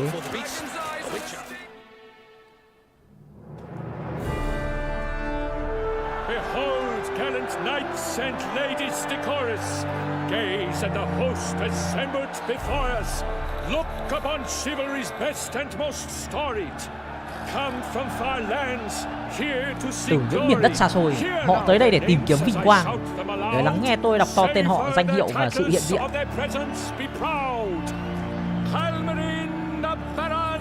Palmerin.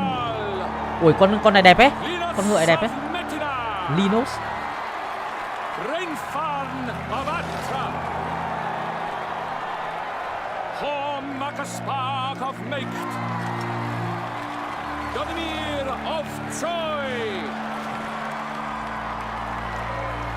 Các hiệp sĩ ai cũng mong muốn được hít hà gửi tiểu thư một lần, nếm trải một lần đúng không?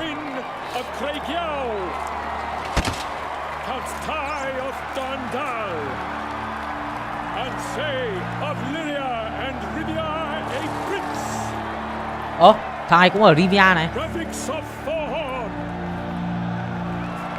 Về đây lại dùng tiếp. The faint fire of silence, Tawny champion from last year. Today's winner of contests, his victory to secure, shall face a Gregoire in a challenge severe. Rồi làm thơ chứ mới chịu. Does ignorance demand a bard intercede? Does someone need telling how Tawnies proceed? Graphics of Forhorn, is that what you call yourself? You shall fool me. To this day I bear marks where I met your steel. Yeah. But don't you remember? I am Tai of Dorntal, and I swear to you, before the tourney's end, I shall have added another book to that collection on your mug. Done. Okay. Then step aside. You're in my way. The Tawny's protector, the maid Vivian, her beauty entrances both beasts and men. My heart's greetings, dear knights. May my grace guide you and show you the path of honor, valor, and glory.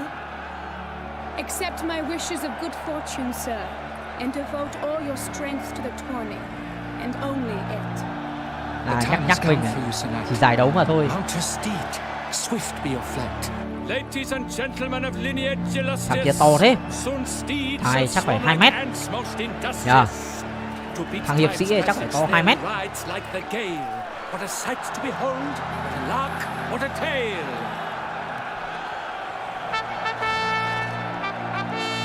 Before a ceramics of Forhorn dubbed, his spurs flash like cái đinh thúc ngựa của anh ấy lóe lên như ánh chớp, sáng bóng như mới lau.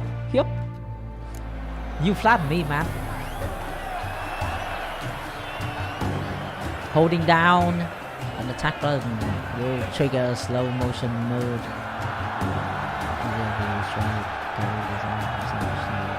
Ok.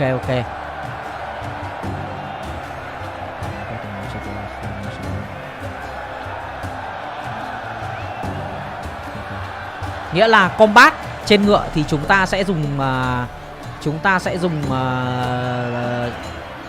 cái đòn đánh, giữ đòn đánh. Còn nếu mà chúng ta đánh nhau cái marksmanship là chúng ta sẽ dùng cái nút ngắm. Ok.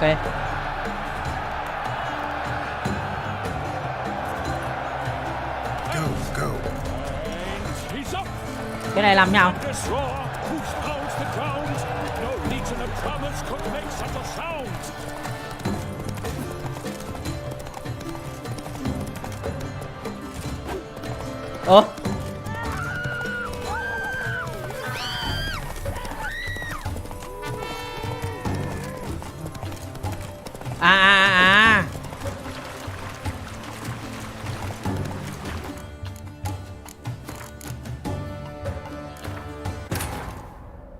Hiểu rồi.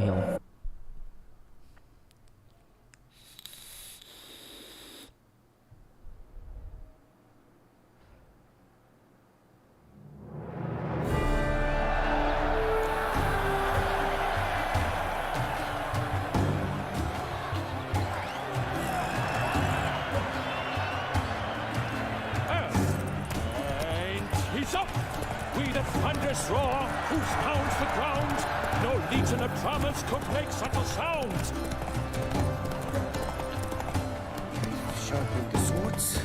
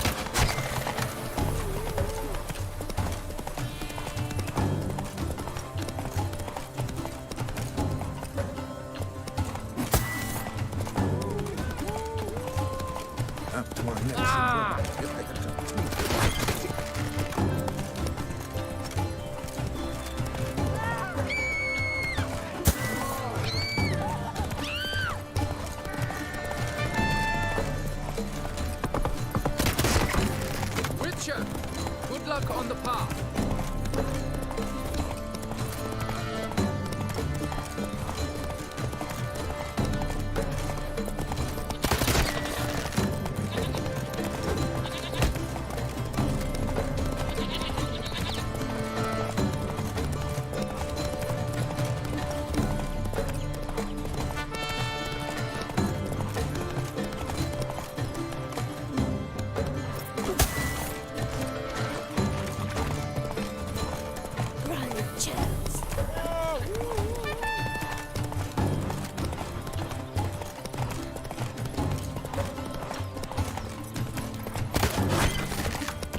Monsters, wildcats, bandits.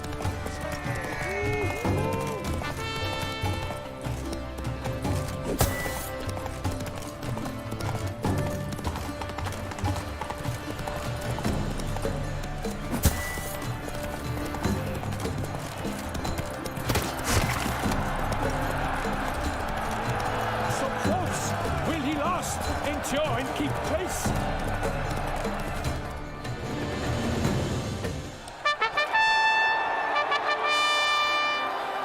A race of such style, such grace, such speed. To watch was a pleasure, Trượt một cái. a treat indeed. To honor our entrance, praise each fair night. We shall feast from eve till dawn's first light. The finest of wine and food shall be served. If you've blood in your veins, come collect what's deserved. I congratulate you. Here, your prize. A saddle adorned with your crest. Many thanks. By the way, my maid saw a man with white hair sneak out of my tent. Would you know who it might have been? No idea. How juvenile.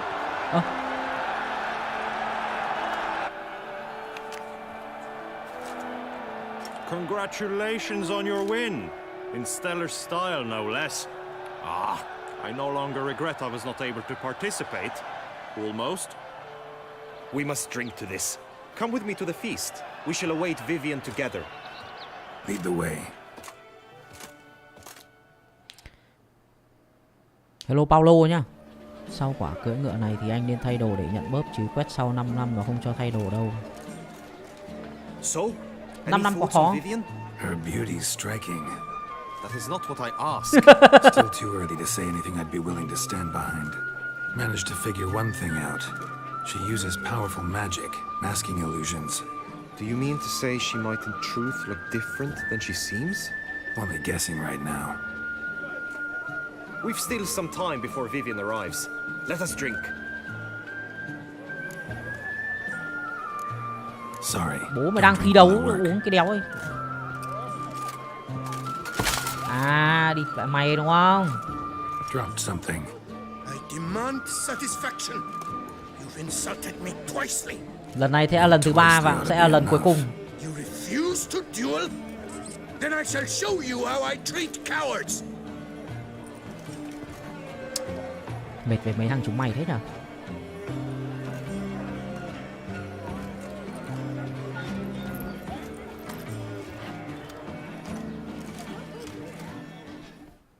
Lại kéo đấm nhau. Thằng kia vào đấm nhau cùng luôn.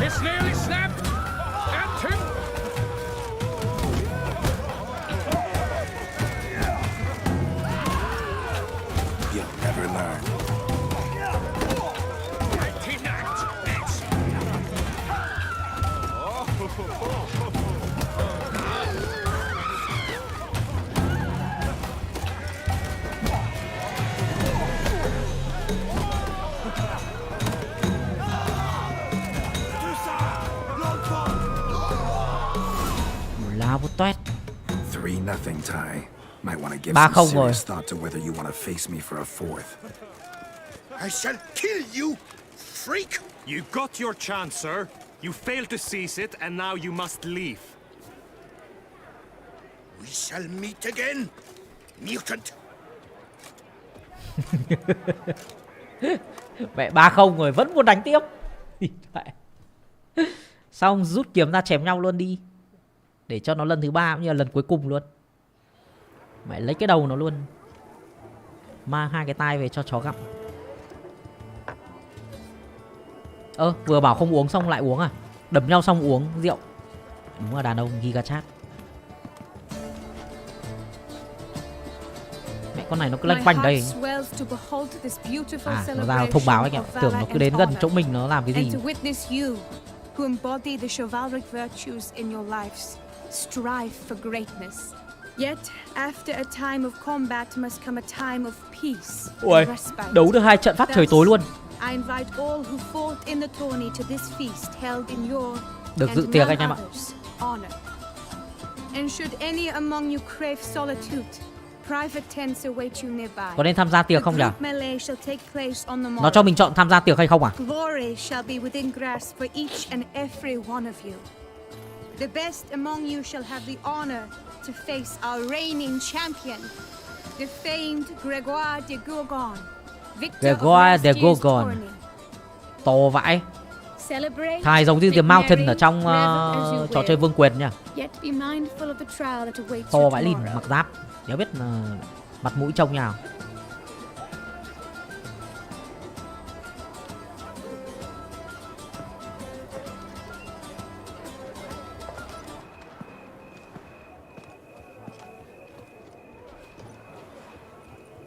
Mà lúc vào đánh nhau chắc là với tư cách là hiệp sĩ chắc là mình không được dùng phép rồi anh em nhỉ? We shall meet in your tent before your last contest.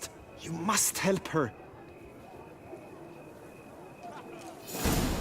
Nè.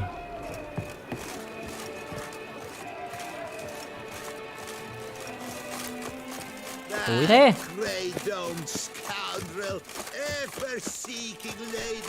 Đéo nhìn cái gì à?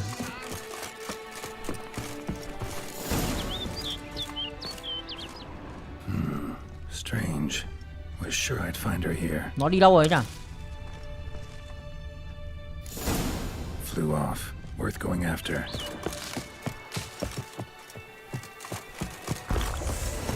Looks like the bird's leading me somewhere.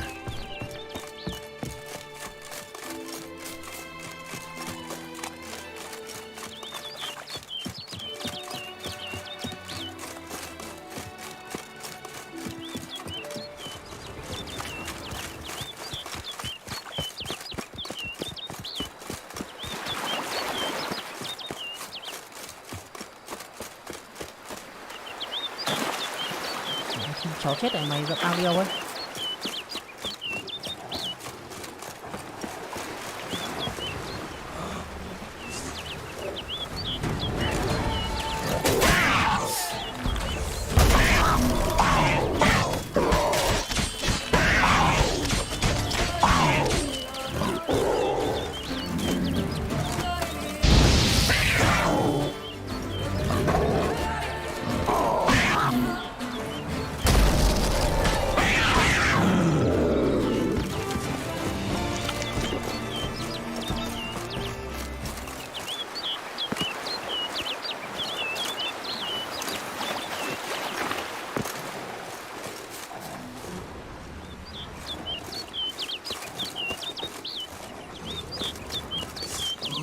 Áo này nhiều báo đấy.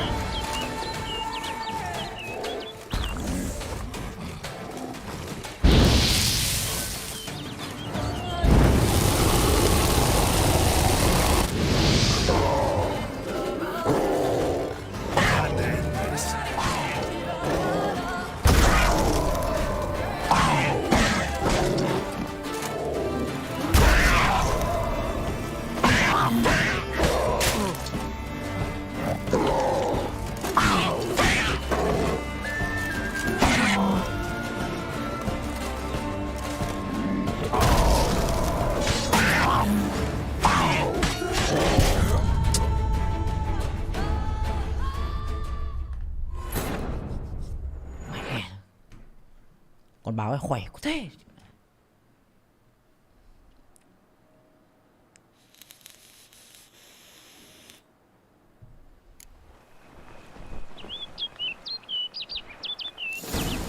Flew off. Worth going after.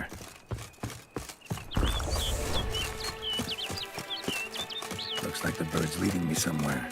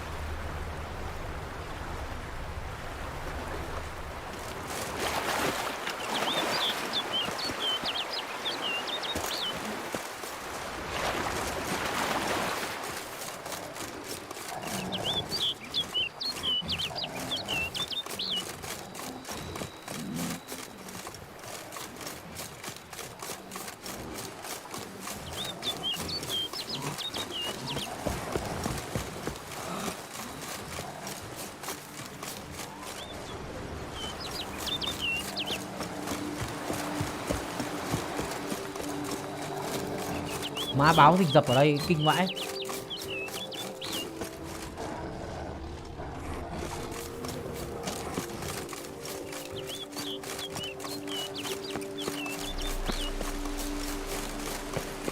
Tiếp dẫn tôi đi đâu này. Đừng bảo dẫn lên cái lâu đài nhá.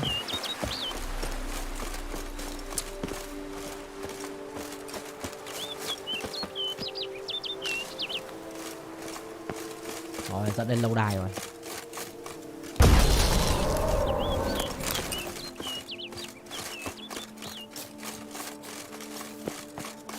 Không phải à? Bird flew off over the hill. Might be quicker to pass through the cave.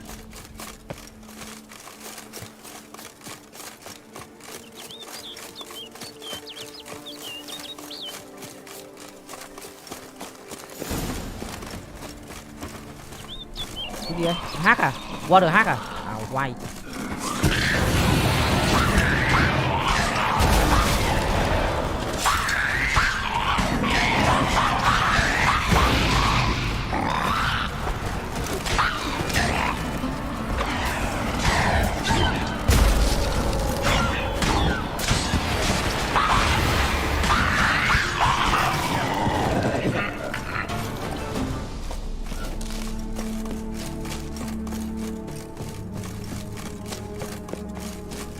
Có đúng cái hang không nhỉ?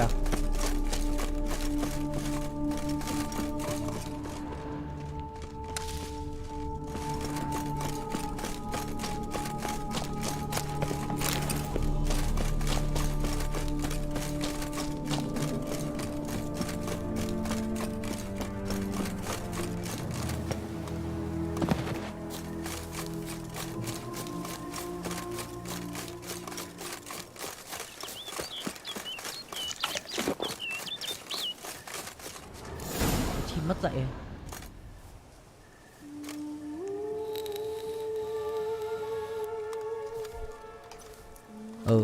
Chắc YouTube may bị làm sao ấy.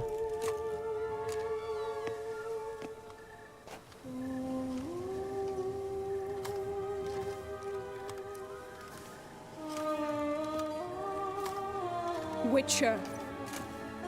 Lady Vivian? Counted on me getting lost. I did. I thought you no different Nó là from con the chim anh knights. em ạ. Good at tourneys, hopeless in the face of true danger. I was mistaken. Hear you come to this clearing often. This is where it all began. And as I was not able to evade you, save myself from you, then I want it done here, in this very spot, with no witnesses. Want what done? While you are a witcher, You were hired Đâu? to kill me, were you not? Giết đâu mà giết. Then do so, now. And do it quickly, I beg you. I shan't resist. Witchers only hunt monsters. And even then, not all. You're no monster. Then what am I to your eyes?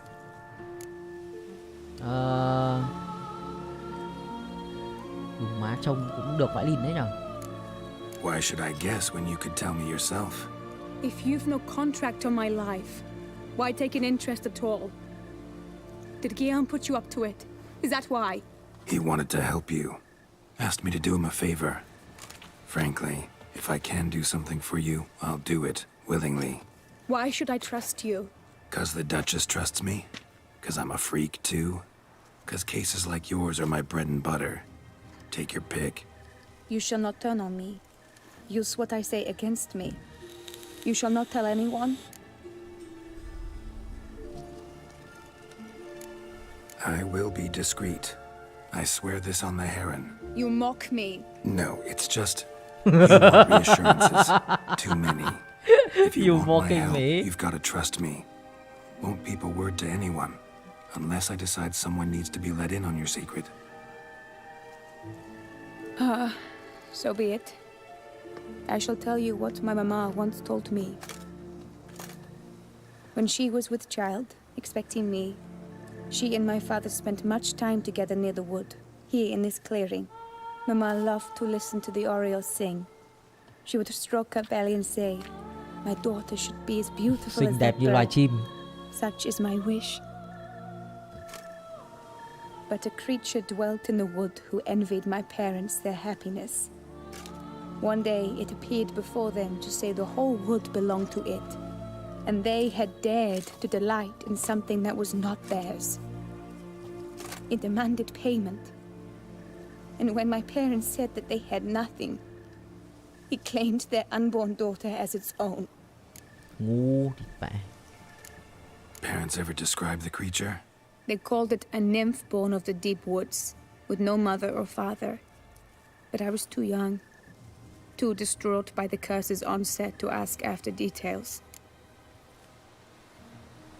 What happened after that? Nothing at first. I came into the world a perfectly normal child, and my parents forgot that day's events. But 15 summers into my life, the curse began to show. Initially only when the moon was full, but now it's advanced so that even in daytime I must use magic Dầu ma ointment thuật to để che mask giấu its triệu symptoms, chứng. to look normal. Thus I thought someone had discovered my secret sao phải làm and thế? hired you to kill me. Mày có giết người hay làm gì In đâu mà fact, người ta cử đi giết I mày. was resigned to death in coming here. Perhaps death would be preferable to my complete and permanent transformation. For I fear that is what lies in store. Làm gì có ai giết mày đâu. Ointment you use includes a potent magic ingredient. You don't have the immunity mages have. Use heavy doses, or normal doses too long, and it could be dangerous to you. I sensed this. The very reason I knew I would have to give it up in the end and bid my human form a final farewell. The curse, it could be reversible.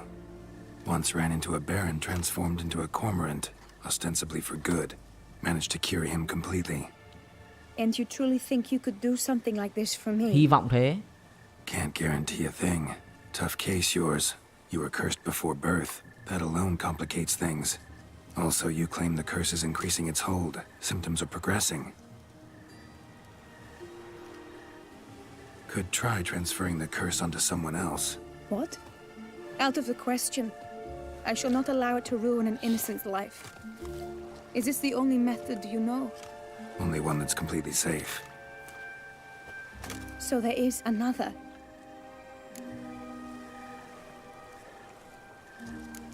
All right, there is another. Ancient ritual. We'd need an Quả trứng Oriole vàng egg. anh. Should release the curse's grip permanently. Gotta warn you though, could have serious consequences. Consequences? What kind? Curse was cast before you came into this world. Ritual involved transferring it to an as-yet unhatched chick. You'd be free. Thing is, you could be left with the average lifespan of an Oriole. 7 years. Có được không? Có chấp nhận không? Được sống như người thường nhưng mà chết nhanh. Alas, every rose has its thorn, and there are no happy endings. 7 năm địt mẹ. Truth be told, I never thought I would get one. Coi như lấy chồng luôn mà đẻ con thì con được tầm 5 tuổi là mẹ chết rồi. Give me 7 years of life. Real life, free life. This is no dilemma. 7 I năm. agree wholeheartedly. I see why. I understand. Don't have to decide just yet. Think it through. I will. They must miss me at the Tawny grounds by now. Shall we return? Let's. But are you gonna...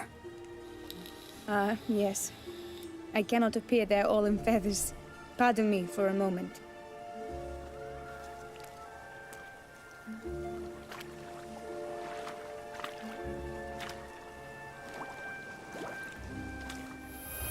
Uầy.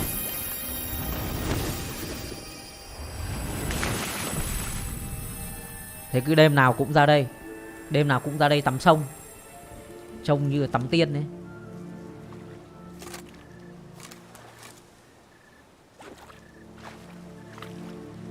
You can change at will? No, but I discovered the water of this pool helps. Its effects are brief, but I can always be sure of them. Interesting.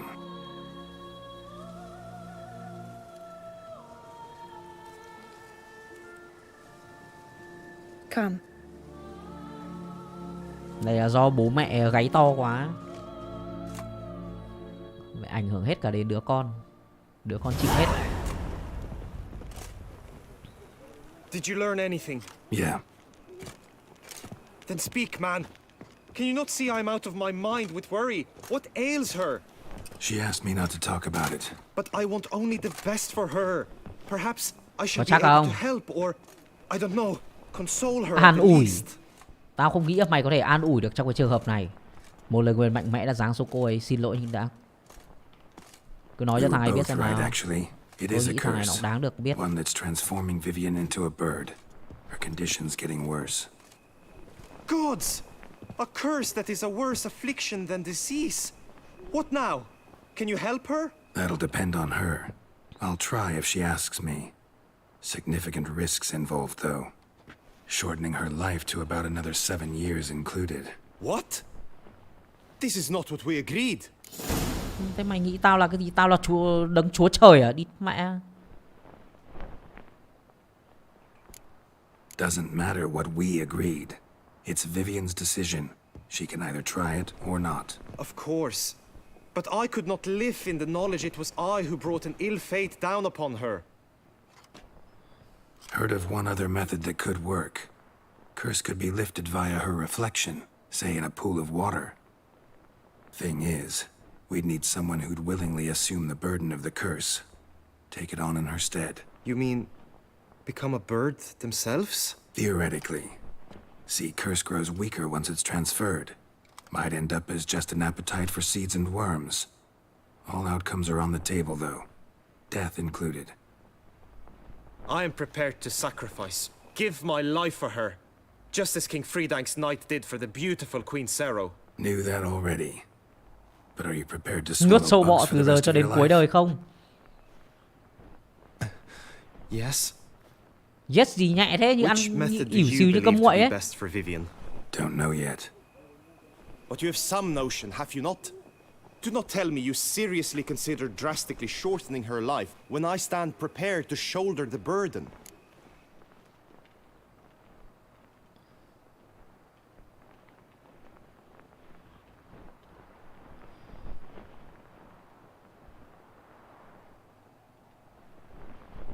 Nghĩa là dùng trứng là sẽ giảm tuổi thọ xuống 7 năm. Đúng không? Còn nếu mà thằng này nó hy sinh thì là cách dùng nước à? Nếu thằng này đứng ra gánh vác lời nguyền thì là không phải dùng trứng đúng không? Cho sang một con chim khác. À không. Cái dùng trứng này là mới là dùng người khác chứ đúng không?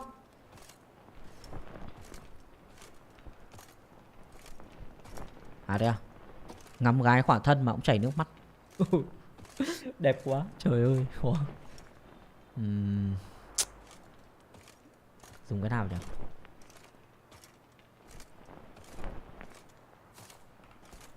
Best route? Ritual with the Oriole egg. Surest method. Won't put any third parties at risk. Third parties? I'm no third party. Let me talk to her. Could very well appreciate your eagerness, change your mind, but it'll have to be her decision. I'm counting on you, Witcher, and I'm content we finally know something. What now? We know all, so you need not see the tourney through. You could withdraw. True, I shall get an earful from the Herald should you fail to show for the last contest, but it's nothing I can't handle. So, what will it be? Vẫn mình hoàn thành giải đấu được đúng không? Hoàn thành giải đấu được không? Anh chọn đưa thằng này hy sinh vô nghĩa. À, nghĩa là thằng này nó sẽ cương quyết là nó sẽ chịu hy sinh thay vì là để con kia sống 7 năm này. I don't back out of anything. I'll take part in the last skirmish. Besides, Vivian will be busy till the tourney's end. Indeed. In that case, you must meet the other knights of your team. They await near the arena's entrance by the training ground. Nếu mà mình không kể, nghĩa là mình không tiết lộ cho thằng này là mình cứ một mình làm việc với con Vivin, thì là dùng cái phương thức quả trứng là nó sẽ sống được 7 năm thôi đúng không? I know now the two teams' rosters. I shall be captain of ours. That means you shall do as I say for the duration of the fight. Ô, thằng này đội mũ quân công này, đuôi công này. With this skirmish, we commemorate the Battle of Fox Hollow of 1218, when a hands of southern outlaws led by Halar the Brown attacked Tucson, only to be driven off by brave knights, thus setting a precedent. Since that day, knights errant have guarded the duchy's borders. Palmerin drew the short straw, so his team shall play the barbarian. Đám lính man dợ của Hala. Any questions? None. If you swing your blade as deftly as you shoot, we shall win. Good luck.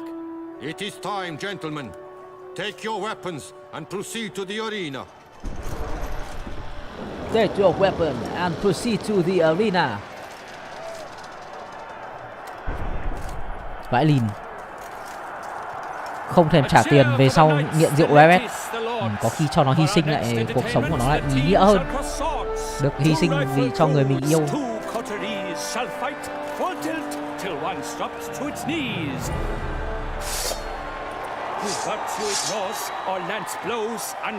Mãi mãi theo xấu hổ vài chục nhã. Nói đến The Witcher đấy, không được dùng phép các kiểu đó.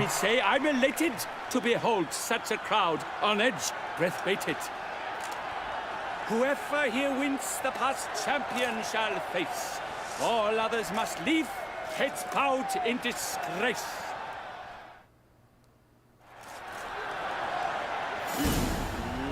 Let us begin! Crowd, Resurrecus! Blood, sweat and tears shall soon follow in buckets. No mercy! I shall never retreat, not one step.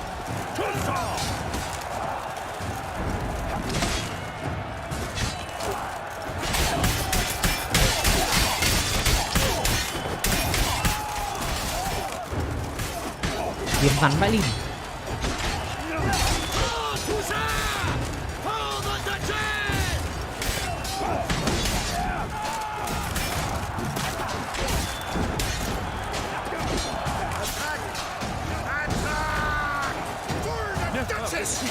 Not one step, not one.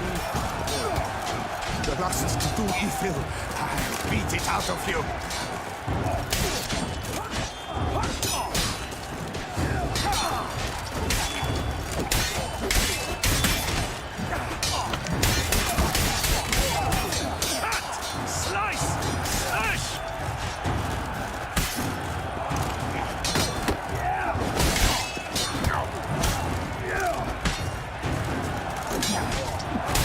Địt con mẹ nhà mày. The world's never seen a fight quite so glorious.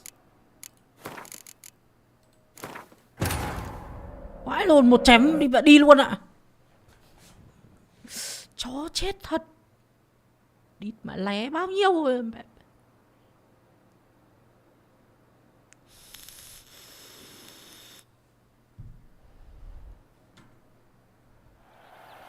I know. With sit. No. If it two. Let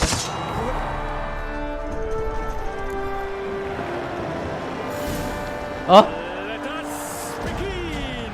Crowd. Ruckus. Blood, sweat, and tears shall soon follow in buckets. The lust to do evil. Beat it out of you. No mercy.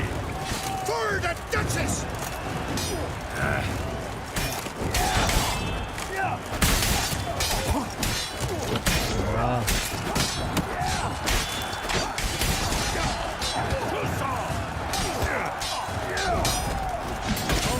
Địt, đau thế nhờ. The words never. Ui.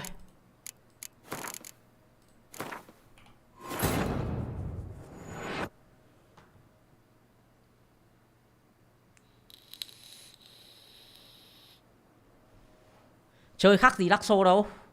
Chả khác gì. Có điều Dark Souls không có load save. Chết còn mất cả điểm phải không? Còn cái này không mất. I know. With sit. No. If two. One.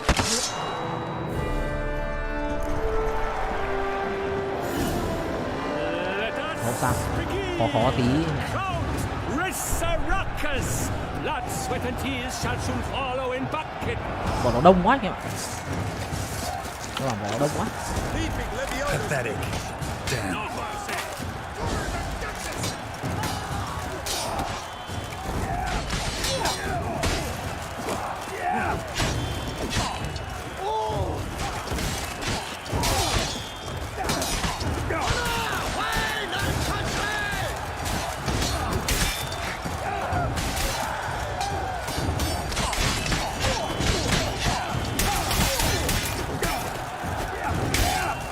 Đi, còn mẹ mày chơi bẩn thế. Đồn này.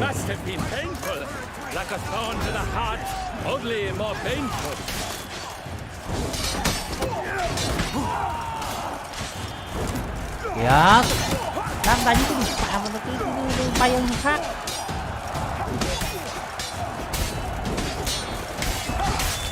You shall perish, evil doer.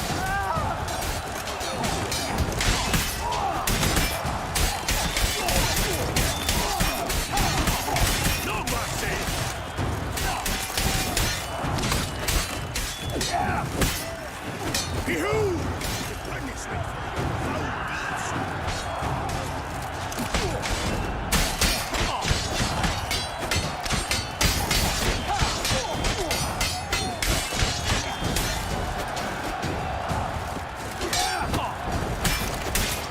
Cut! Slice! Smash! No mercy! Now there's what rattles, though he's far from done. When all the dust clears, shall he have won? The lust to do evil. I'll beat it out of you.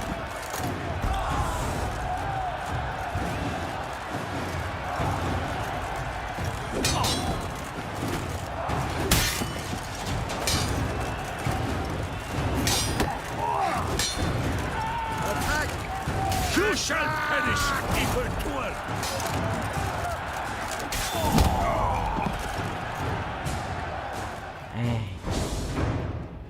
The world's never seen a fight quite so glorious. Đừng phải né, cố gắng né ra hẳn để đứng song song với hai thằng luôn đấy. Đứng nhìn thẳng hai thằng luôn.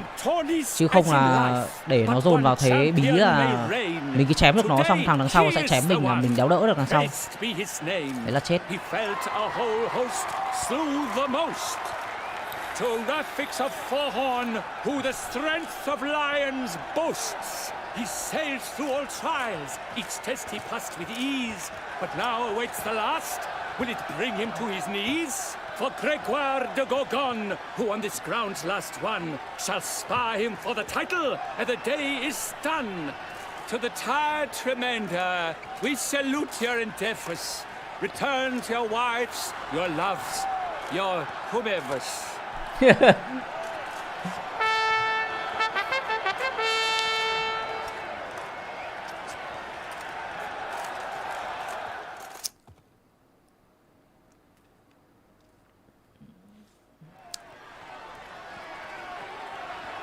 Quả nhiệm vụ dài vãi.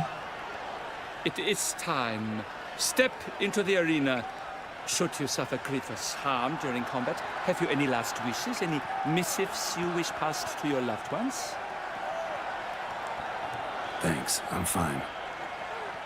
The brave knight Refix hails from Forhorn. It might Nghe có vẻ hư cấu nhưng đó chính là nơi anh ấy được sinh ra. Now entering the grounds, a titan of infamy, Grégoire de Gorgon, Gã khổng lồ nổi victor tiếng. of last tourney.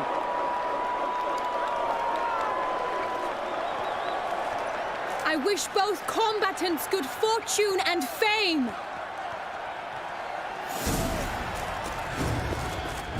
They sink the grounds, the titans look stairs, ferocious and spry as wolves hunting hares.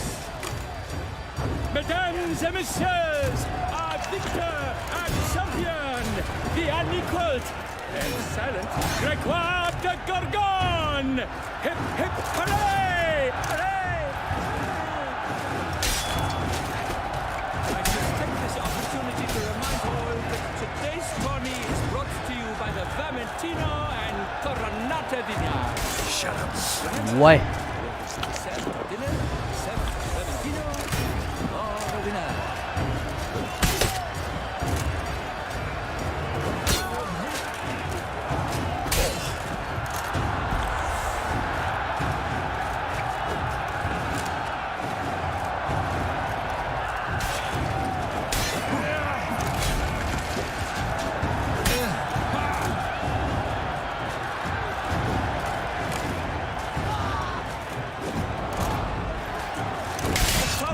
In shock, Sir Refix seems weak. Will he survive? His fortunes look bleak.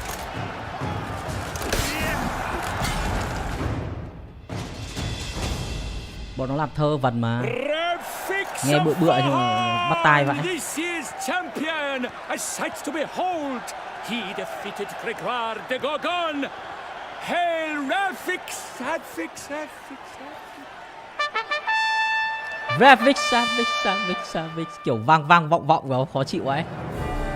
Ui, cái kiếm to ấy. I've the honor to decorate our grand champion. His vow he made upon the garter of Her Illustrious Highness Anna Henrietta. Doubtless the Duchess's grace carried him to the splendid victory. He showed great courage, great strength, great composure. He fought nobly with honor, and thus rightfully deserves the title of this year's Champion of the Arena! I need to talk to you. Not now. We shall meet later in my tent. I've duties to attend to, as do you. Folk regard you. The least you should do is away.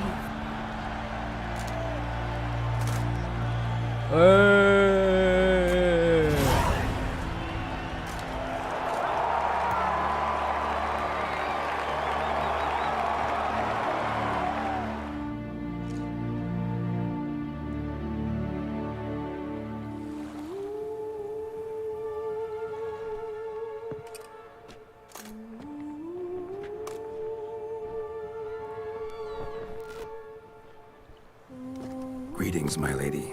Have you decided? I have.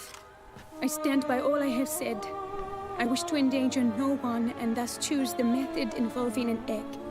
If it's to be the egg of an oriole, I know where to find one. There's a nest in my clearing. Might you explain the nature of the ritual? Its exact course? Sure. Want to tell you something, though. Think we should try the alternate method first. I was clear. It is out of the question. Let me finish. Second method's less than reliable. To put it simply, might work, might not. But it will. I shall save you, Tôi sẽ cứu em. Ôi Vivian đáng Why are yêu. you here, sir? Vãi lìn. This is a private conversation. No need to be sharp with him, my lady. And if I'm to help you, gotta do one thing for me. Hear what Guillaume has to say. Is that an ultimatum? Looks to be. Be not angry, my lady. You no longer bear this burden alone. I know all. You told him! I know a curse afflicts you, A curse which grows more severe by the day. I understand how you feel. My aunt, Countess de Lawnful, once contracted a strange illness which ate away at her from the inside. She grew weaker by the day, the light fading from her eyes. I remember her saying the worst was not the pain, but losing mastery of her own body. She was so helpless. I fear you feel the same. The Witcher knows a way to lift the curse from you and let it rest on me. I wish to do this, to take it from you, Vivian. Why? Because I love you. I might have died in the arena. I sought to slay a Shaelmar for you. But now I see the fool I was. Now I see how I risked my life for no purpose. Yet, with this, I can truly do something for you. I do not wish to inflict this horror on anyone. You saw how it looks, Witcher. I turn to you as one elder and hopefully one wiser as well. Do you think this a good idea? Worth a try as I see it. Original curse fell on an unborn child. Doubt it'll take hold as strongly when transferred to a full-grown man. You've now heard the expert opinion. Let us do this together, Vivian. Very well. I was prepared to die. Thus I am also prepared to attempt something mad. Now we must go to my pool in the woods, yes? Everything's agreed, so no point wasting any more time. Let's go. Sim chúa là đây.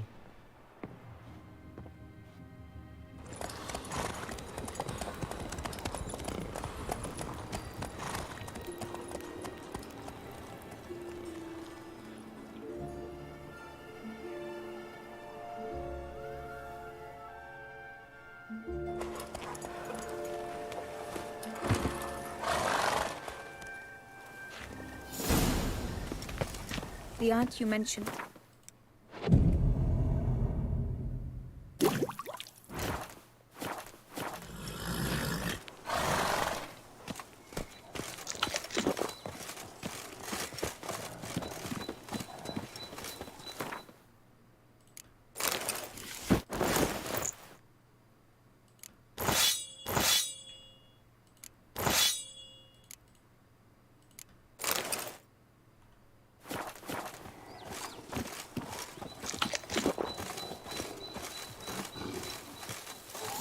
Beast!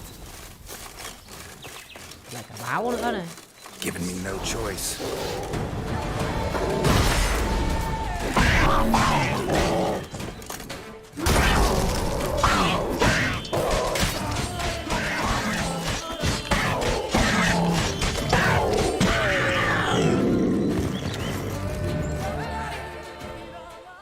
Ui, một phát tự chuyển về trời tối luôn.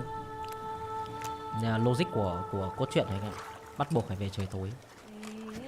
Nó mới đúng cái circumstance của nó.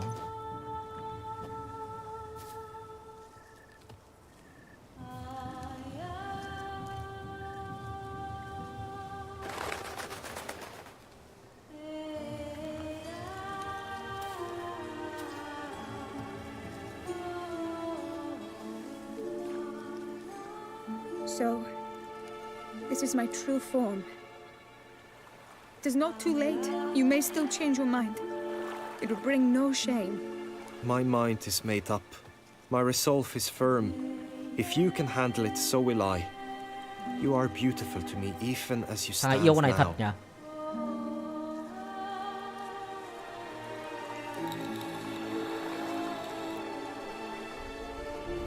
Oh, that's clearly rubbish.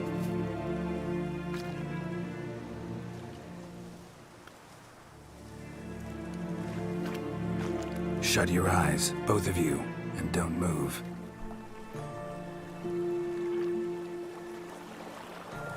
Guillaume, Yes, my love? if you become as I am now, I wish you to know I shall not leave you.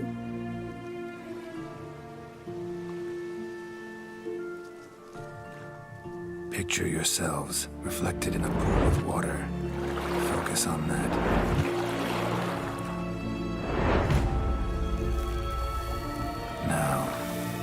Open your eyes.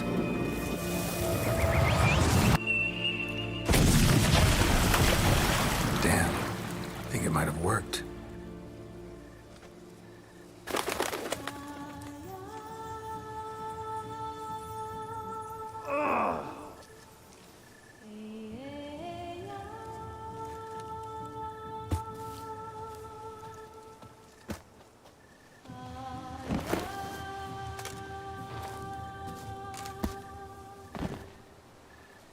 Team project nhá. Vẫn chưa xong không? Game dài mà. Honestly didn't think this would work. Doubted anything would happen. Read about this ritual in grimoires. Descriptions all seemed dramatic, embellished. All stipulated a condition that seemed improbable. What condition was this? A real bond between those involved. True love. How do you feel? In general, you feel it change, Guillaume? I was struck hard, as if by a battering ram, but now I feel not at all different. Apart from a slight itch on my skin. Are you certain it worked? Yes, something happened, definitely. Must be an intersection beneath this pond. Powerful magic at work here. Look at Vivian.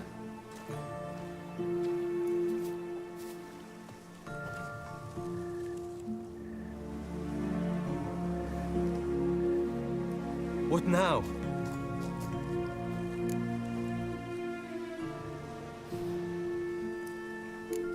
Up to you now.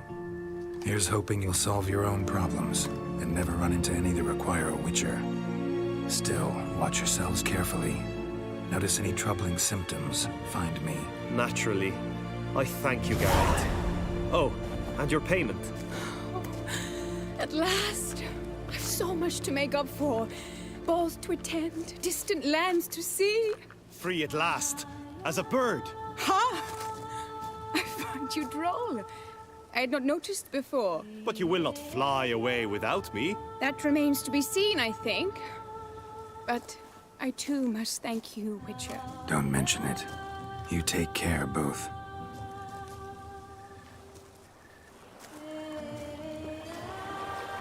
Đẹp nhá, sướng nhá. Mẹ.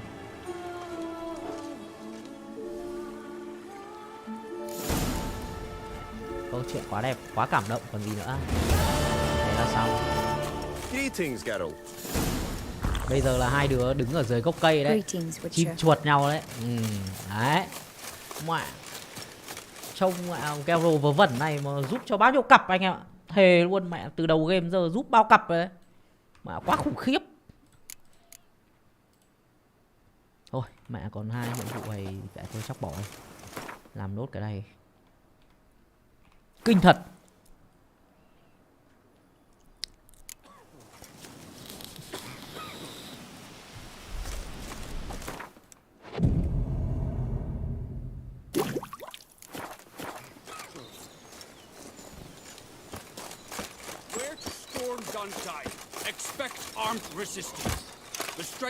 Sau nửa đêm mà.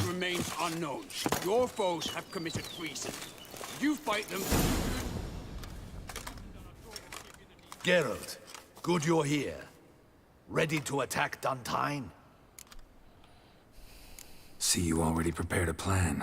Walk me through it. We have 2 objectives.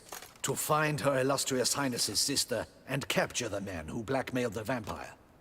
Duntine is a modest complex. Several old buildings, a high wall around them. At the center of the enclosure stands an imposing keep, restored not long past by the elderly knight of the castle, Roderick. We mean to strike here, through the main gate, then secure the area in front of the keep by storm. How many men defend Duntine, you know? Roderick maintains a team of knights for defense. They are no army, but they could number several dozen.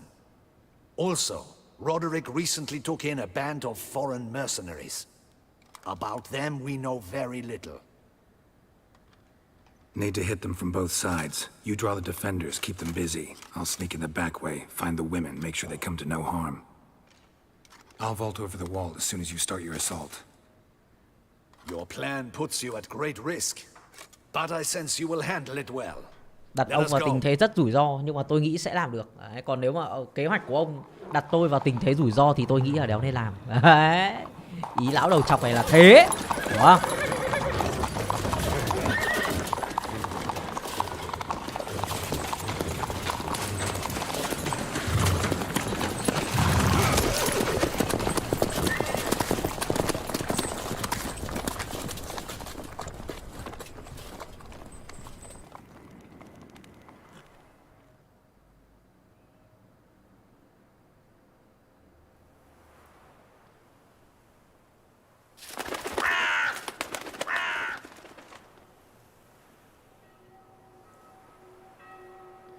So it begins.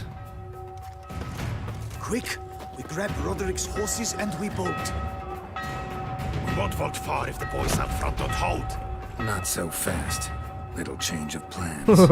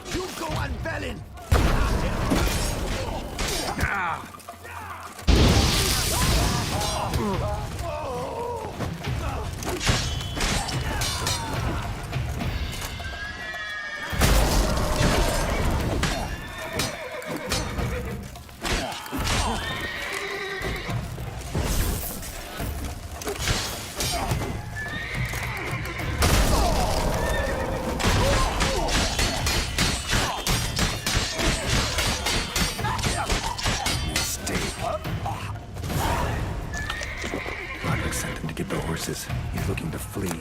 Can't let him. I see no Tukos along the road. They must not be guarding it. Bloody bots! What was that? Those crates on the wagon!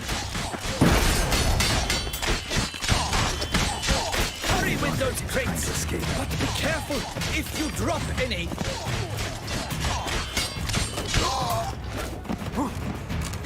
That's almost the lot. We shall be ready to go soon. Where are the horses? Hugo and Belen were to fetch them. Go, see Someone's what's here. taking them. They've breached the back door. Come on, kill him! I'm a hard nut to crack.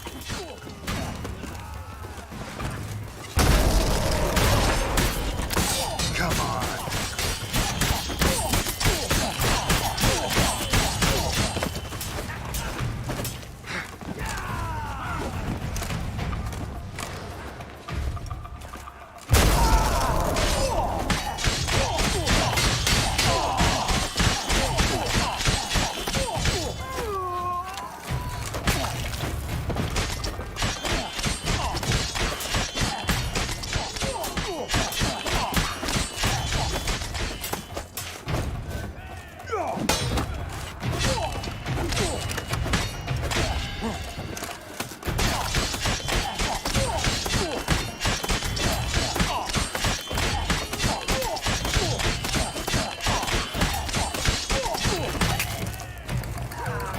Quá trâu.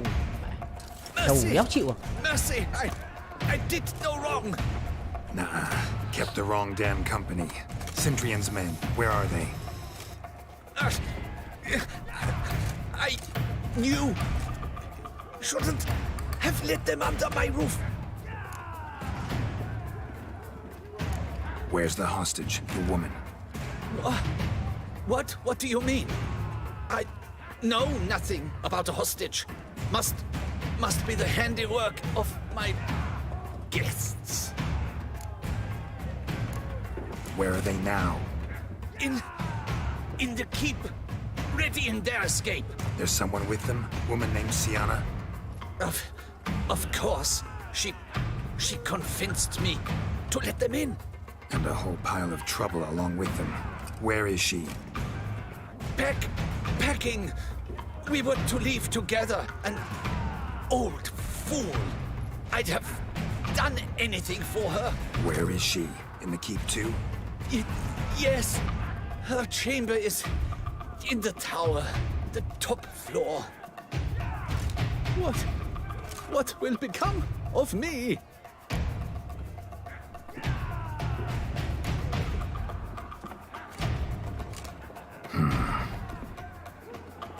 Here, press it against the wound. Should staunch the bleeding. I thank you. What is happening? How many? There are too many! You cannot... This one! Kill the shit like... Not let them rest! Where's one? They're all around!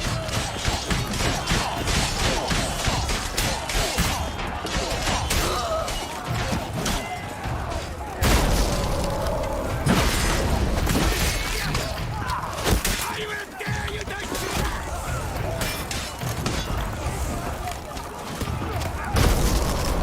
You will die, you little stronza!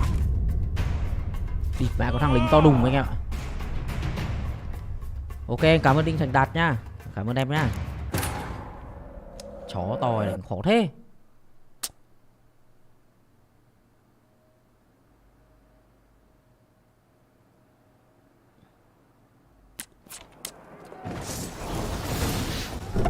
What is happening?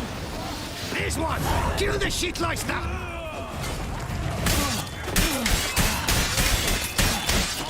I will tear you to shreds!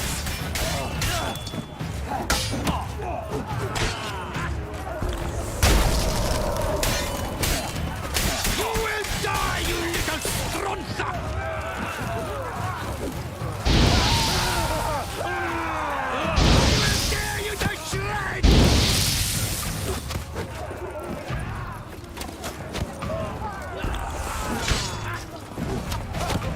You will die, you little stronza!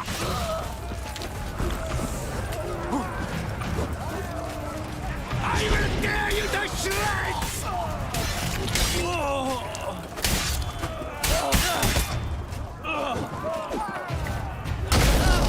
You will die, you little stronza!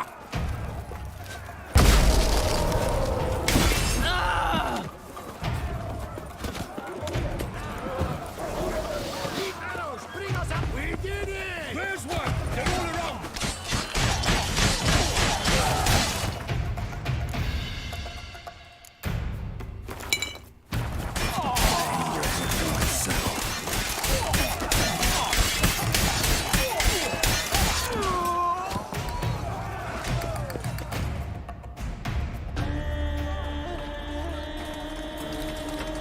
Giving you one last chance. Yield. The Ten Harlot got us into this. Kill him! Attack!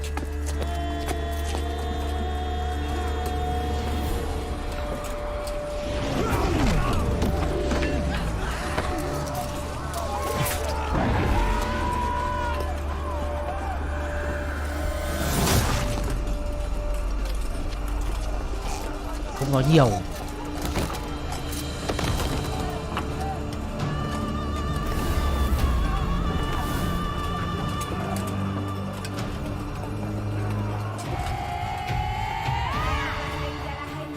Need to get to the keep. They shall pay for everything. Monsters, rigging! Cowards!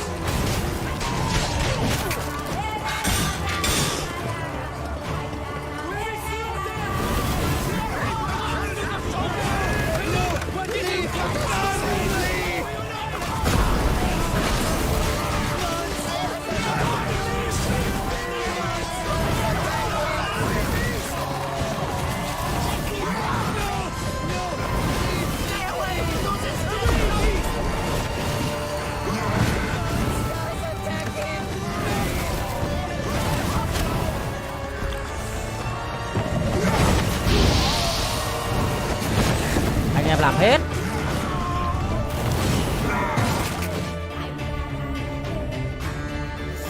Wasn't Mấy cái này Deathmatch chơi khó mà. This is no time to Để explain. đánh quái bằng cấp phát khổ vậy Lin. Expect to Anh answer a chết lot ngất of lên ngất questions xuống. inside. Let us go then. Một thằng lính chém là đâu đấy tầm chắc nửa cây. Kinh vãi đái. Trời.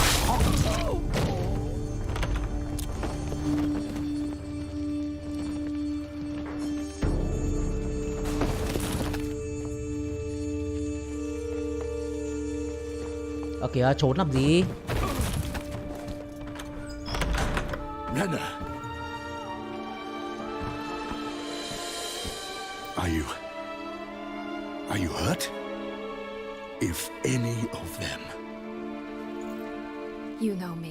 I'd never let them hurt me. I just waited for you to come. I didn't know where to look. They threatened to kill you. Forgive me. I failed you.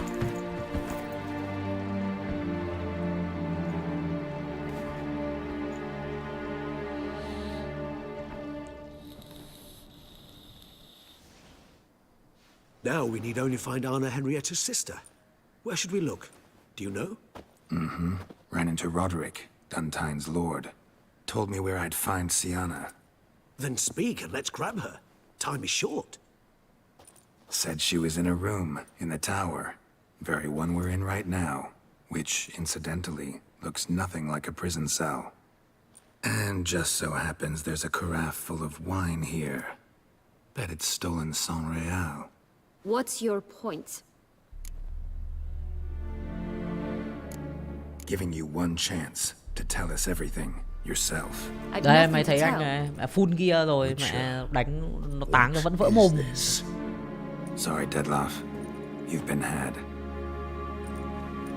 My friend, please, you must listen to what Geralt has to say. Rena's not her real name. This is Sienna, and Sienna is sister to Anna Henrietta, the Duchess of Toussaint. What nonsense is this? Sienna was banished as a child, but it seems she trekked back here recently. Moved into Duntine and ran a Vandergild out of here. Sent a man called the Centrian to Beauclair to steal some wine for her. Wine reserved for the ducal family. Centrian led us to her. Caught him later stealing a jewel Sienna had gotten from her father as a child. Sorry, Deadloff. She used you. Part of her plan. Is that true? What is it, mate?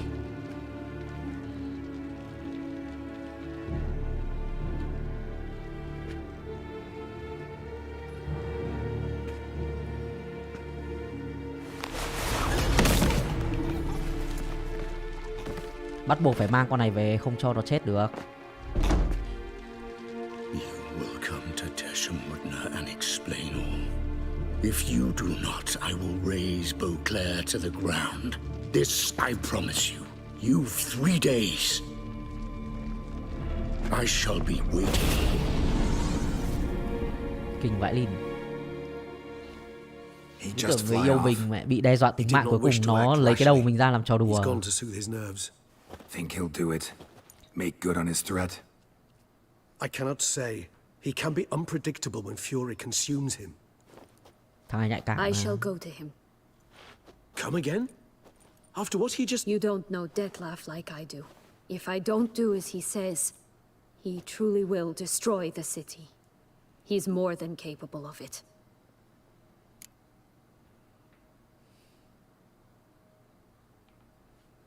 Conscience gets to you now?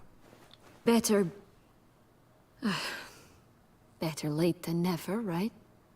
Well, it truly does seem the best option. Your Grace, we must proceed with caution. Guardsmen saw vampires here. They could still be about. Vampires or no vampires, my sister is here. Find her. Your Grace, that...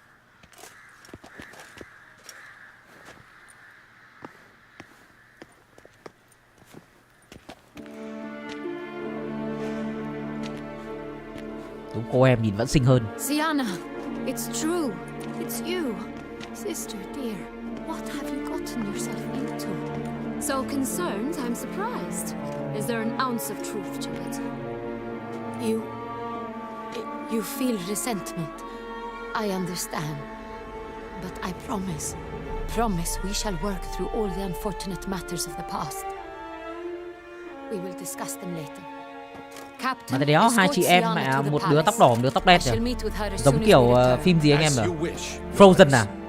Mẹ đứa tóc trắng, đứa tóc đỏ. Đứa tóc trắng hình như là con chị là do cái lời nguyền. Đúng không? Còn đây có bị lời nguyền đéo gì không? Mẹ đứa tóc đen, đứa tóc đỏ, khó hiểu vậy. Giờ mày đang làm đâu ở Đạt?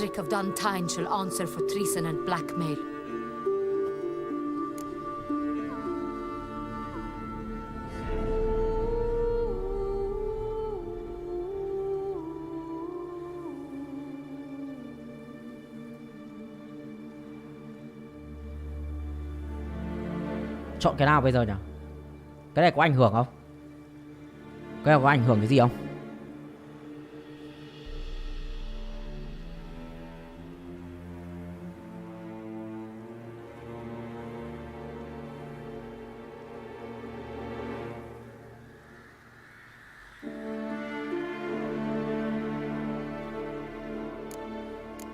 He's no traitor, just naive. Let himself be made a fool of. Paid dearly for it. Made a fool? Whom by? Your sister. She's the one convinced him to let the bandits into his home. We've discovered Sienna blackmailed the vampire. Ordered him to kill those men. What? What nonsense is this? She is his missing lover. Staged her own abduction to force him to do her bidding. He was a tool. Whole scheme was Sienna's. She was behind it. You're mistaken. You must be. This cannot be true. Your Grace, I know this vampire. What? You know him? Who is he? Hắn ta đã từng đứng cạnh cô. Detlef. Same who so recently sat at my table and told me of Nazaire. Is there anything else you've neglected to mention? A dragon living beneath Mount Gorgon, perhaps? Is anyone else here a vampire? Nghỉ bên ông Hoàng lâu rồi em. Chúc em làm ngon ngày nhé. Waiting for Sienna. Tết rồi, được thưởng gì chưa? Thưởng ngon không? By an appointed time, he'll destroy Beauclair. He dares threaten us? Your Grace, we have 3 days to bring him Sienna and... Not a word. You have 3 days to bring me his head. No more secrets. No more helping vampires. I want what I'm paying for. Công lương. The head of the beast. Đừng bắt tôi phải đánh với ma cà rồng. Đi mẹ, nó mạnh lắm. Mấy thằng lính lạc mẹ tôi còn đéo ăn được. Đi mẹ nó chém cái gần chết rồi. Con ma cà rồng mày thì ăn đến đéo được. Do you think Her Grace's nerves have been calmed? Rarely forgets, rarely retracts what she says, especially not threats. Yes, vì tình well, xưa nghĩa I cũ. must admit Detlef's actions are highly inappropriate. Reprehensible even.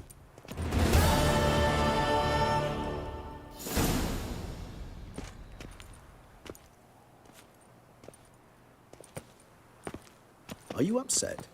Why would I be? Let's see. You're returning from your hunt empty-handed. No trophy. No new lead to boast of, then pursue. Ông đéo nhắc thì tôi cũng chả biết đâu.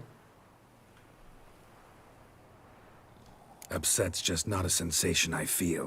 Ever. Mutations, remember? Yes, of course. The excuse you resort to whenever you'd rather not talk about something. Observant of you. So let's change the subject. How do your employers customarily react when you fail to meet their expectations? Depends. Peasants cuss Nông me dân thì out. chửi rủa, dân buôn thì đòi lại tiền. Giới quý tộc thì chủ yếu thả chó ra đuổi. Khổ vãi. And rulers? Usually threaten me with the gallows. Ok, thank you em nhá. Tết vui vẻ em ơi. Tết anh stream chơi lại vào xem anh nhá. Your Grace, the population demands she be punished. Dài hết quay phim các kiểu à, quay nghịch kịch à. Spilled so much blood. Another word, Palmerin, and I shall spill even more blood. Yours. I repeat for the last time. Siana is responsible for the death of many, true. But she is also my sister. We are bound by blood and by a shared childhood. I shall not allow her to be lynched. Your Grace, I fear the masses might rise. Storm the prison, pitchforks and torches in hand. Let them storm. They will not find her there. Siana is hidden away in a safe place. She shall await trial there until we have rid ourselves of this accursed vampire. Which, to judge by your means, has not yet come to pass. Nhìn nét mặt của ông mình chưa làm được. My patience is at an end, Geralt. Where is he? Where is Detlef? Bịt mẹ. Làm nhào mà bây giờ không có một cái mạng nào phải đổ máu nữa nhỉ? Bây giờ mình giấu, bây giờ nếu mà mình giấu bà này thì chuyện gì sẽ xảy ra? Bà tự cho lính đi tìm con ma cà rồng giết hết à? Hay là mình phải đứng ra nói chuyện với Detlef hay là nhờ? Mà thằng Detlef này về cơ bản cũng theo lệnh của công nương là đéo được sống. Mình phải mang đầu nó về trong 3 ngày.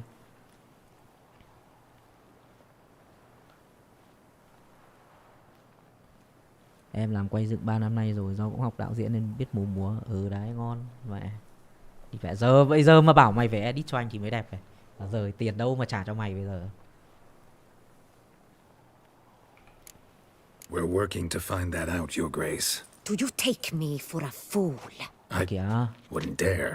I care not one whit what you have worked on, are working on, Đánh or đá shall nhỉ? work on. Bà này I'm đánh đá mẹ từ interested đầu in game rồi. results, which thus far have been nil. At times I hunt foxes. Do you know how it works? Cái giọng bà này cộng với cả cái thái độ đánh đá của bà ấy, mẹ thầy đéo sim đéo được anh em. Đáng yêu vậy. All within an hour. You, Witcher, have had a week. The aid of my most excellent knights. Yet you have tracked absolutely nothing down. I've begun to suspect my beagles might have done a better job.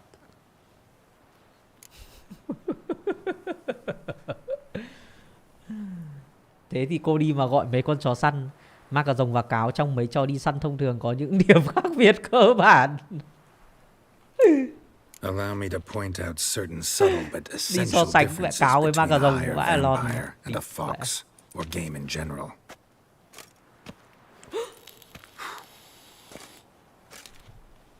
Ôi, tôi xin bà này anh em ạ, nên là mẹ trả lời nhẹ nhàng tí. Between a pathetic quip and a treasonous offense. Watch your words, Witcher. But to the matter at hand. Have you managed to establish anything? Your Grace, it seems Siana tricked Detlef, used him to murder the knights who escorted her into exile. We have reason to believe that...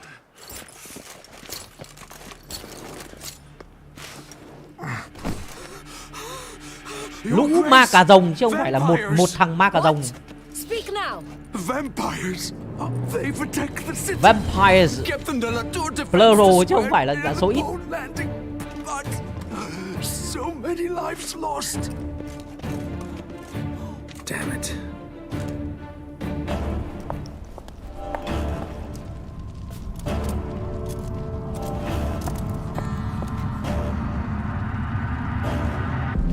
Ui ôi. Dracula Untold đúng không? If it's war this Detlef wants, it's war he shall have. Ăn nó đéo được ma cà rồng chị. This time I'll hear no excuses. Palmer and you. Ui rồi ôi. Xin cái đầu nhẹ luôn. Get her out of here.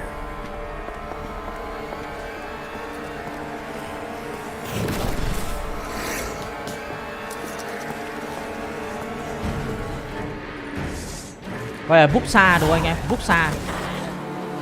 Búp xa.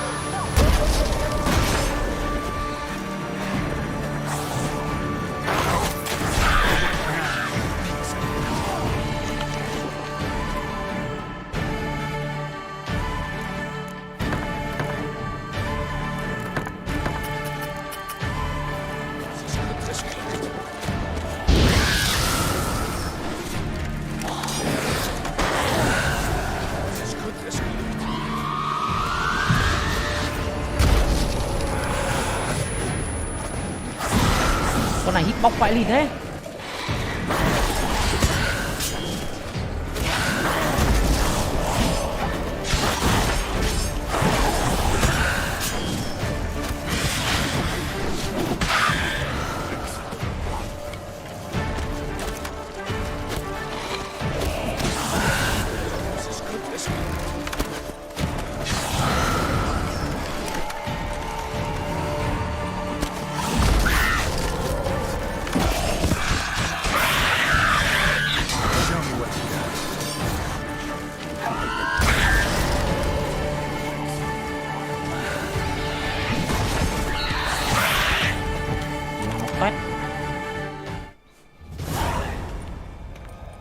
Siana failed to appear as summoned.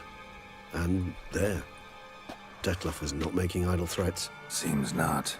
Need to make some serious plans of our own now. It's gone too far, damn it. Regis, you mentioned there was a way to draw Detlef out. A way you've avoided resorting to so far because you thought it was too dangerous. Is that how I put it? Do forgive me that I've misled you terribly. The word dangerous is simply a scandalous understatement in this case. Regis, another inner monologue growing out of a personal dilemma. Just tell me how to flush Detlef out, force him to meet, please. In due course. But first, Geralt, I'd like you to consider the alternative. After all, you could fulfill Detlef's demand and liberate his beloved Siana. Think Detlef still believes Siana's innocent? I believe he suspects something. He must. And he seeks to understand what happened. And for that, he's declared war on the entire duchy? What can I say? Moderation was never his strong suit. Really want to free Siana? Hand her over to Detlef? Refuse to accept you consider that wise. It's hard to believe, I know. But Detlef is not actually evil, merely impulsive. He needs but meet with her, speak with her, and he will spare the city. Còn hơn là đổ So máu. say I agree to this, because I might. Still no chance Anna Henrietta will. I do not recall ever suggesting we ask her permission.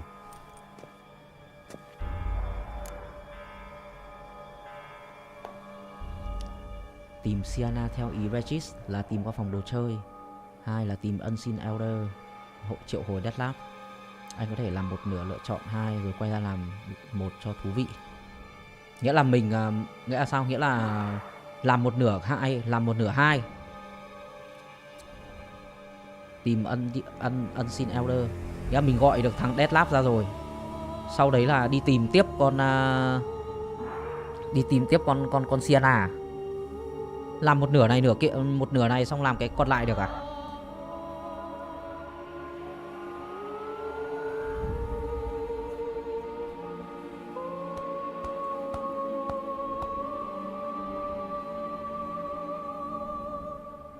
Bây giờ làm nào để tránh cho cái chỗ này nó bị đổ máu? Thì chắc là phải tìm con Siana để thuyết phục cho nó đi gặp thằng Detlef. Có khi thằng Detlef lại đéo giết. Đúng không? Nói chung kiểu gì kiểu vẫn phải né cái quả mà nó ma cà rồng nó tàn sát cái chỗ ấy chứ.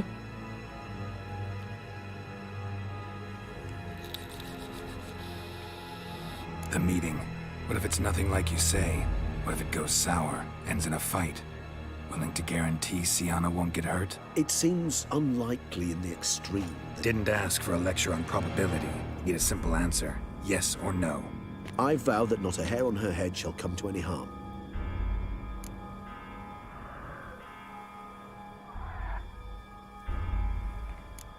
Got serious reservations about this plan.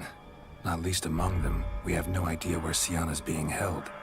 You heard the Duchess. She's not at the prison. Hardly a reservation. More of an excuse. Nhưng mà nếu mà như nào nhỉ? Mẹ đéo nhớ cái đoạn này. Nếu mà mình chọn cái việc là không cho Siana gặp thì mình bắt buộc phải đối đầu với thằng kia không? Mình bắt buộc phải đối đầu với thằng Detlef với cả nguyên cả cái đội quân ma cà rồng của nó à? Bravo. I trust I've dispelled your doubts then. Not so fast. We're not done talking.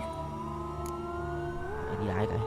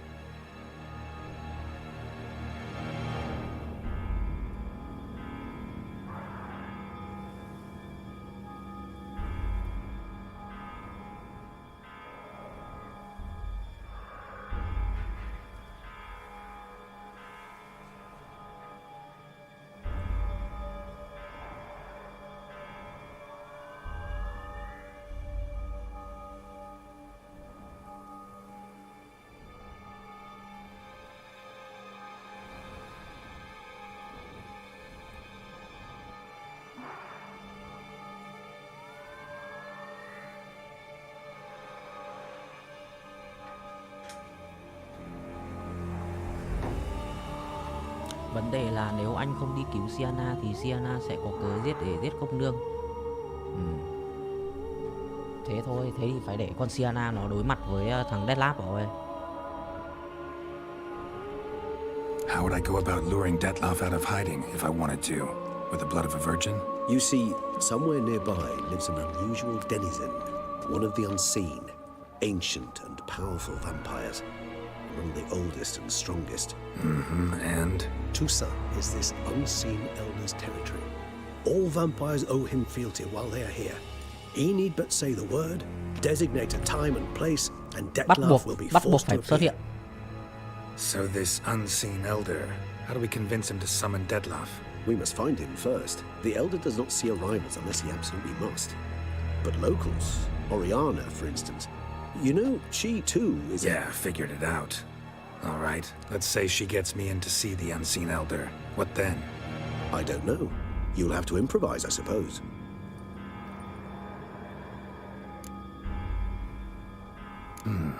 So I'm basically stuck. Either gotta give in to a blackmailer or fight him. You know what I would opt for? Should we free Sienna and arrange for her to meet with Detlef? There's a good chance we'll all survive this. Ông này ông ý cũng khuyên chúng ta ngay từ đầu luôn. Don't mean to put you on the spot, but I gotta know. Say I do decide to fight Detlef. Đúng, còn cái này quan trọng nữa. Should you decide your sword is the sole solution, I shall not stand in your way. Appreciate it. Certainly hope so.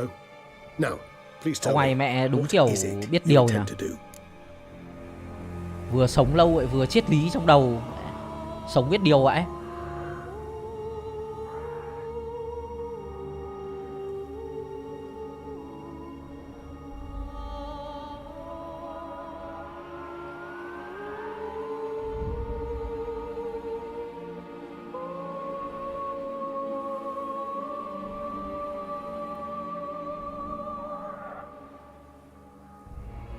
Nghĩa là bây giờ mình chọn là bắt Sienna phải gặp thằng ấy thì mình sẽ chọn 2 đúng không?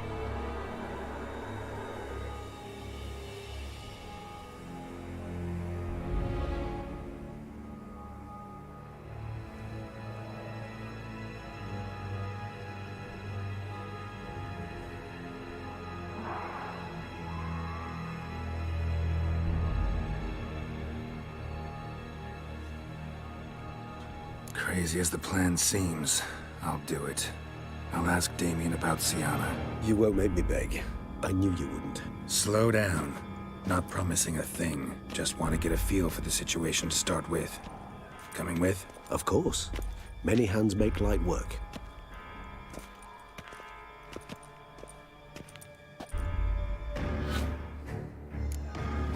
Hurry.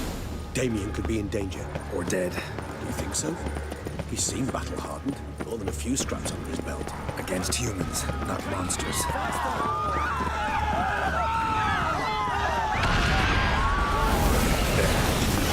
Down before he passes.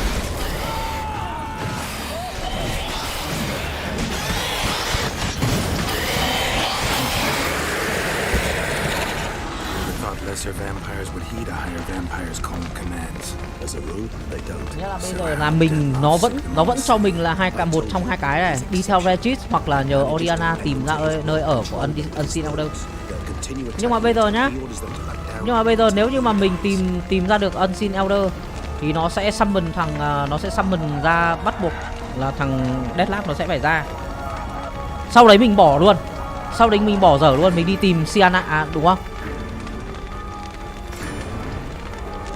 Sau đấy là mình để thằng kia chờ xong mình đi tìm Sienna.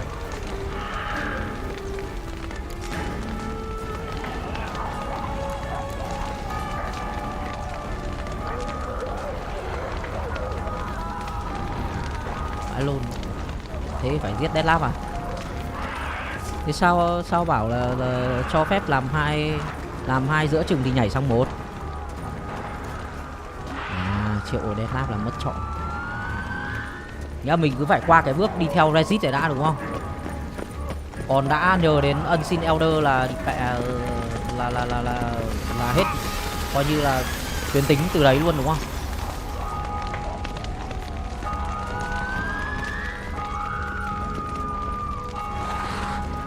Ok.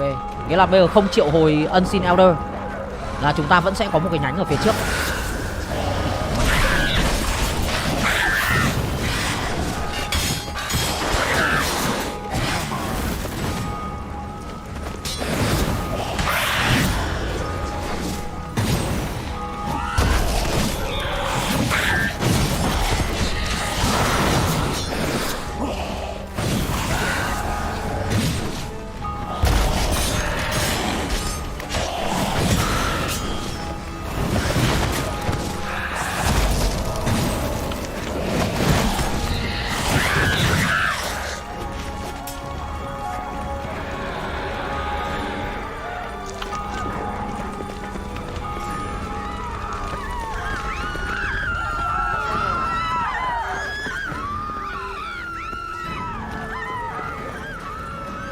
Mai tiếp nha, nô chim nhá. Sáng đây. Mấy con ma cà rồng nguyên hình này mẹ còn yếu hơn cả mấy con hút xa này. Không hẳn là yếu hơn mà kiểu hút xa nó còn nhảy các kiểu, nó còn trốn tàng hình ấy. Mấy con này mẹ cứ hiện ra thì lại như là cái bao kịch luôn. Armor proved useless. Claws sliced through steel like through butter. We must hurry. Each moment's delay means another. They broke formation, ran. That's sent. It's Damien's blood. He was wounded.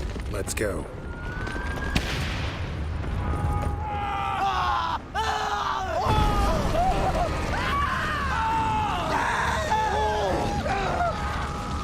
Chịu rồi. Đéo cho dùng phép. Đéo cho dùng phép vì đéo cứu mày được. Barricade put up in the street. Pointless. That's no obstacle to a vampire. They didn't know. I didn't get a chance to prepare them. Fell on his face, struck in the back. They must have realized they couldn't hold this position. Hope they found a corner to hide in. Won't be anyone to talk to if not.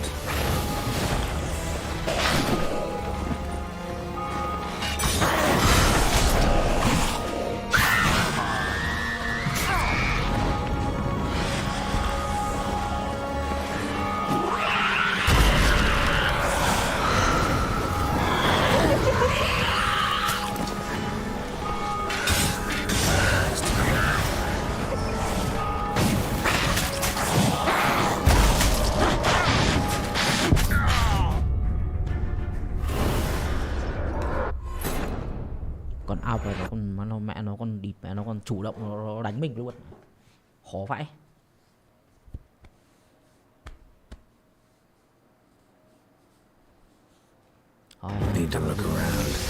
Blackbird.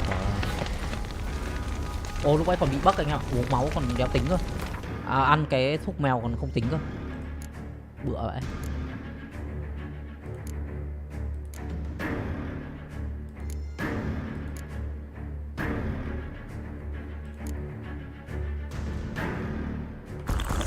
Ôi chết rồi, ăn bị phải ăn 2 bình. Giờ thế. Armor proved useless. Claws sliced through steel like through butter. We must hurry. Each. They broke formation, ran. Geralt, care to come back? Barricade put up in the street. Pointless. That's no obstacle to a vampire. They didn't know. I didn't get a chance to prepare them.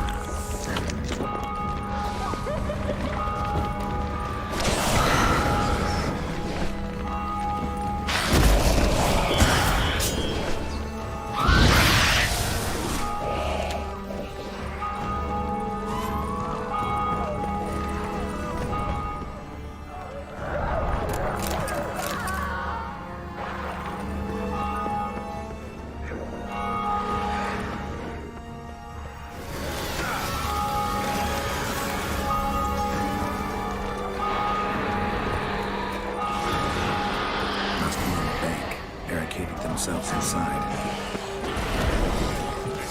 I cannot let this. Recognize the vampire in me. Apologies, Count. Lost manager alone. Search.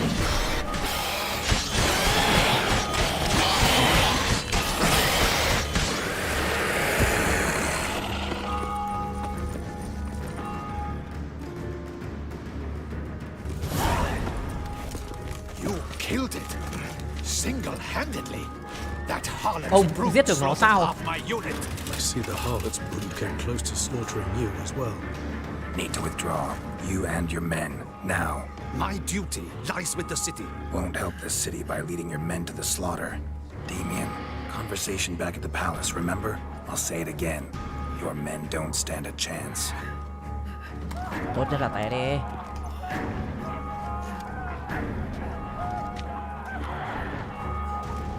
Sở thích bóc môi đã hãm hại cuộc đời tôi, chảy máu đau gãy lìn, sứt môi lời dối.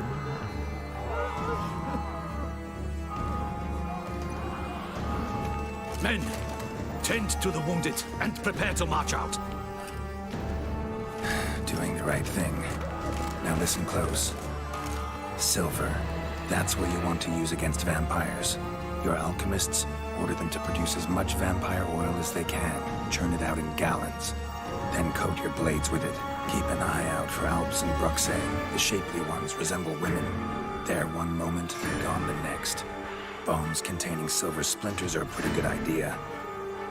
Thank you, Witcher. I hope you're worth the coin the Duchess pledged you. And that you'll return with the head of the wretch that did this, skewered on a hook.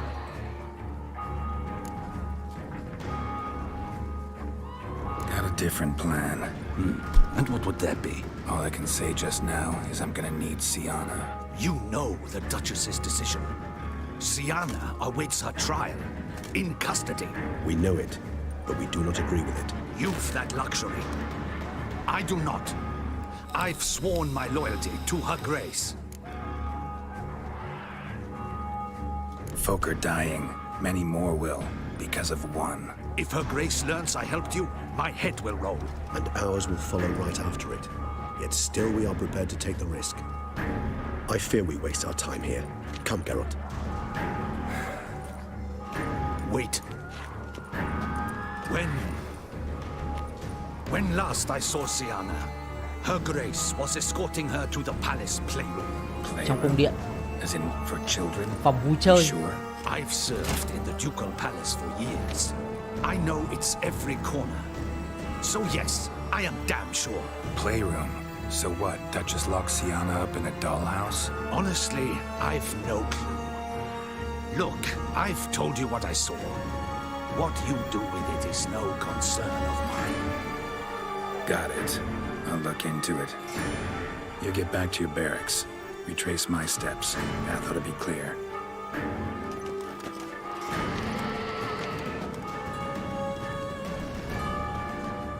And you've our gratitude. You helped us a great deal. I helped Beauclair. At least I hope I did.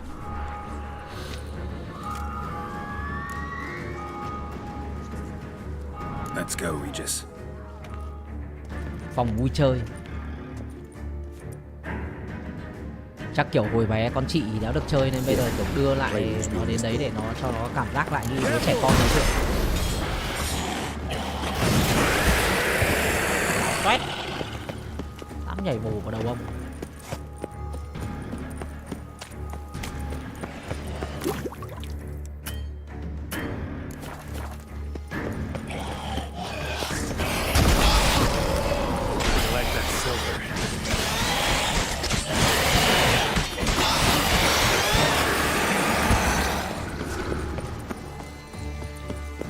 Công nhận cái kiếm Eondai bá thật.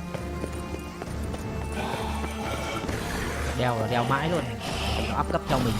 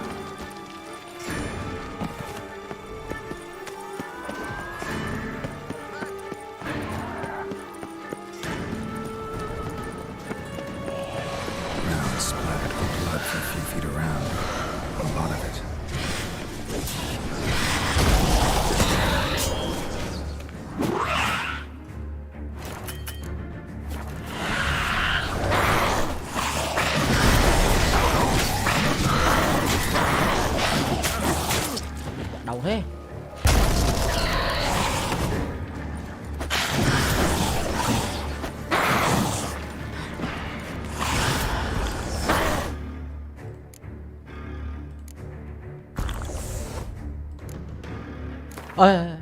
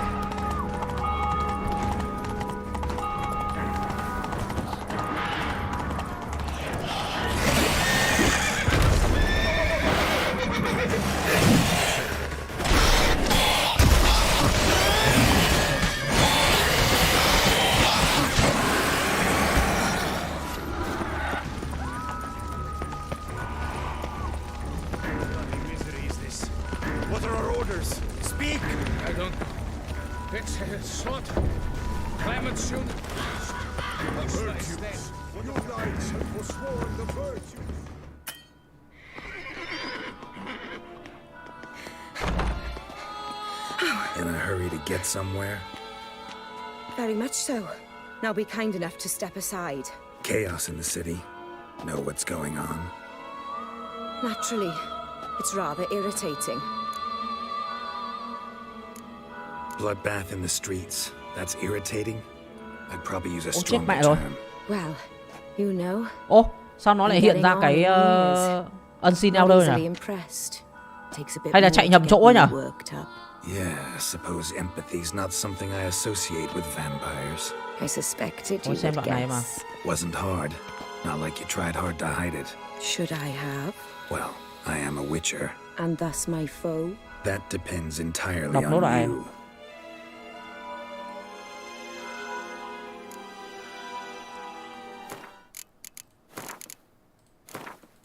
Mẹ đi nhầm hướng á. Đúng là mình thấy đi vào mấy chỗ bảo vệ lính canh các kiểu, đúng là tưởng mẹ vào cái chỗ con kia thật. Đéo ai ngờ lại gặp Oriana. À, bấm V lúc vào đéo biết. Chắc lúc combat vậy bấm chữ V lúc vào đéo biết luôn. Bấm V phát nó sang mẹ Oriana, cay thế. Nãy giờ đi sai đường ạ. Chối thật. Đéo hiểu chọn đã đổi nhiệm vụ vào luôn.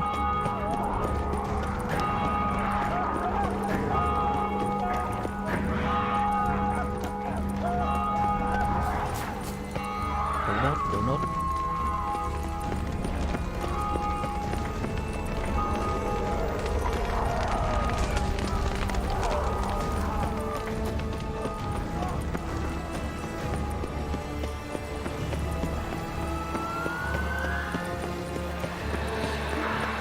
Có cách nào bỏ qua được mấy con vúc xa, mấy con ọc nữa không nhỉ?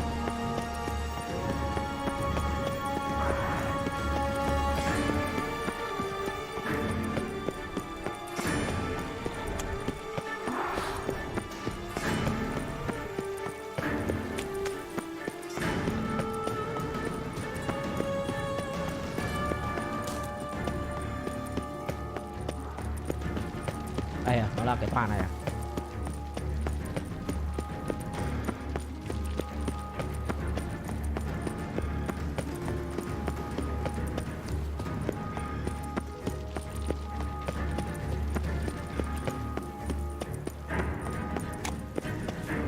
Locked.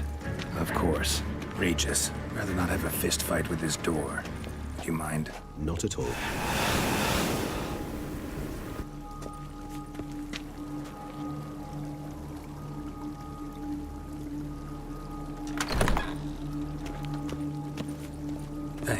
At your service.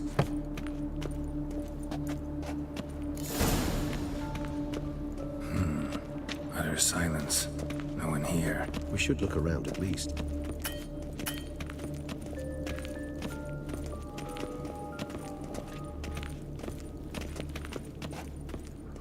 Miniature tableware and plush toys. A rocking horse. Rather worn. Nice tune. Indeed, pleasant. It's a shame the mechanism's damaged. Wooden duck. Somebody broke its wings off. Well, well. A key tucked behind a picture. Mirror, mirror on the wall. I despise these things.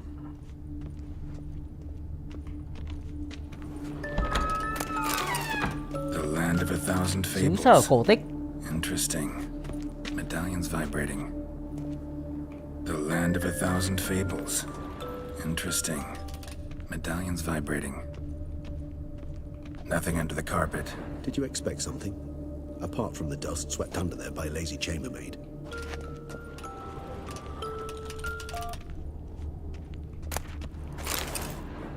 What the? Found a notebook.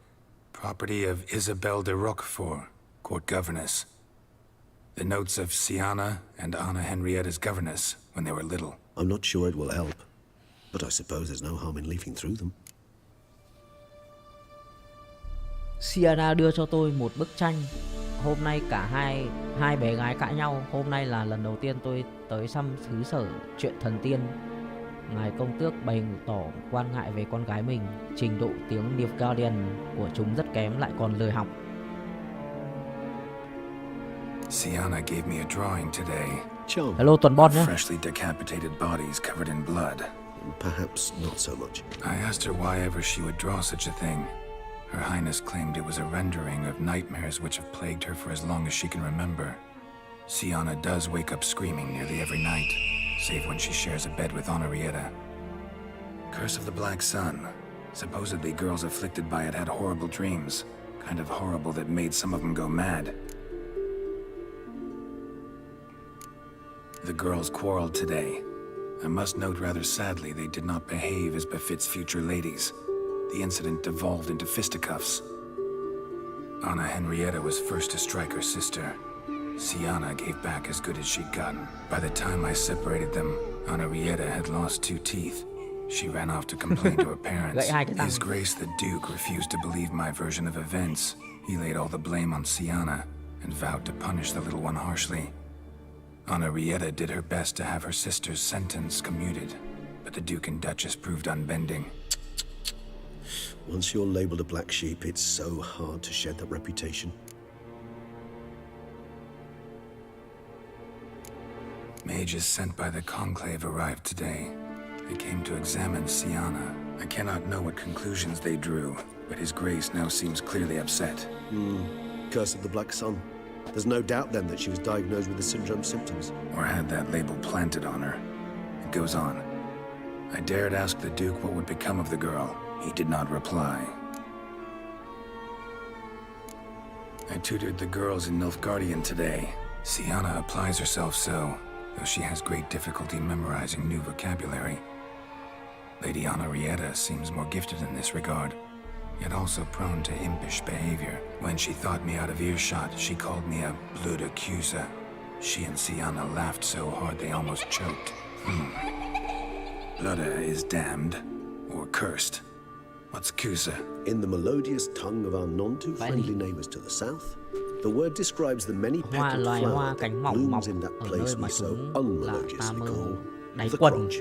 Vãi lìn. Vậy là Cursed Pussy à? Cursed Vagina. Today I accompanied the girls for the first time to the land of 1,000 fables. We spent half the day there. First we played with Thumbelina, then with Barbarossa, who proved quite the charmer for a brigand and pirate. I'm beginning to suspect Isabelle de Roquefort wrote in her diary after taking a powerful hallucinogenic.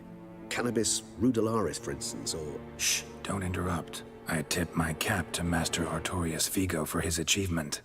He has proved he has no equal in the arcane arts. Wait, Artorius was the court mage here, a specialist in illusions. which means... Regis, last warning. Stop interrupting or I'll seat you in the corner. The girls told me if I ever wish to visit alone, I need but crack open the land of 1,000 fables. Đây rồi, and utter out Expecto loud the Ludum. incantation, Expecto Ludum. A book as the key to an illusion. My, this grows more interesting by the minute. Realize this might sound improbable, anh hơi mỏi mắt, anh tắt but cam. maybe, just maybe, Anna Henrietta tossed Sienna into that illusion. Not impossible. She would be safe there, and isolated. We must see. Mở cái quyển sách ra. Somewhere.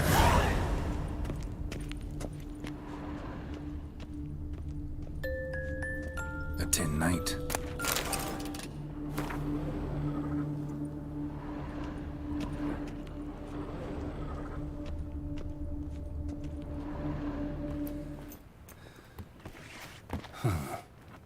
Is it? Let's see. Sách to thế. Ôi đéo mở được.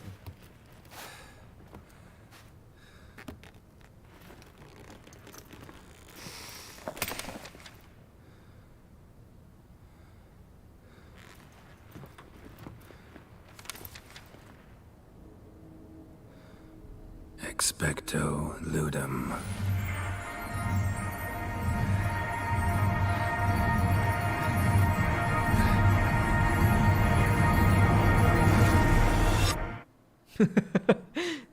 Carol ở xứ sở thần tiên.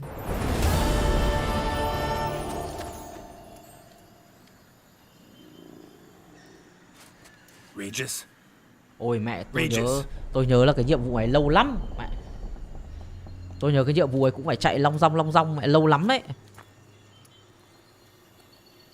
Mẹ nhớ cái đoạn này bước ra khỏi khu rừng này là cái khu mẹ rộng thênh thang mẹ. Đúng rồi, nhớ cái nhiệm vụ ấy cũng dài vãi lìn nữa. Let's see where this road takes me. Mấy giờ nhỉ? Phải 12 giờ rồi. Eye of Nehelines going wild. Whole land's an illusion. It's so powerful there's no way to dispel it. Mẹ chắc ngày mai làm nốt nhỉ. Để 1 giờ hơi mệt anh ạ.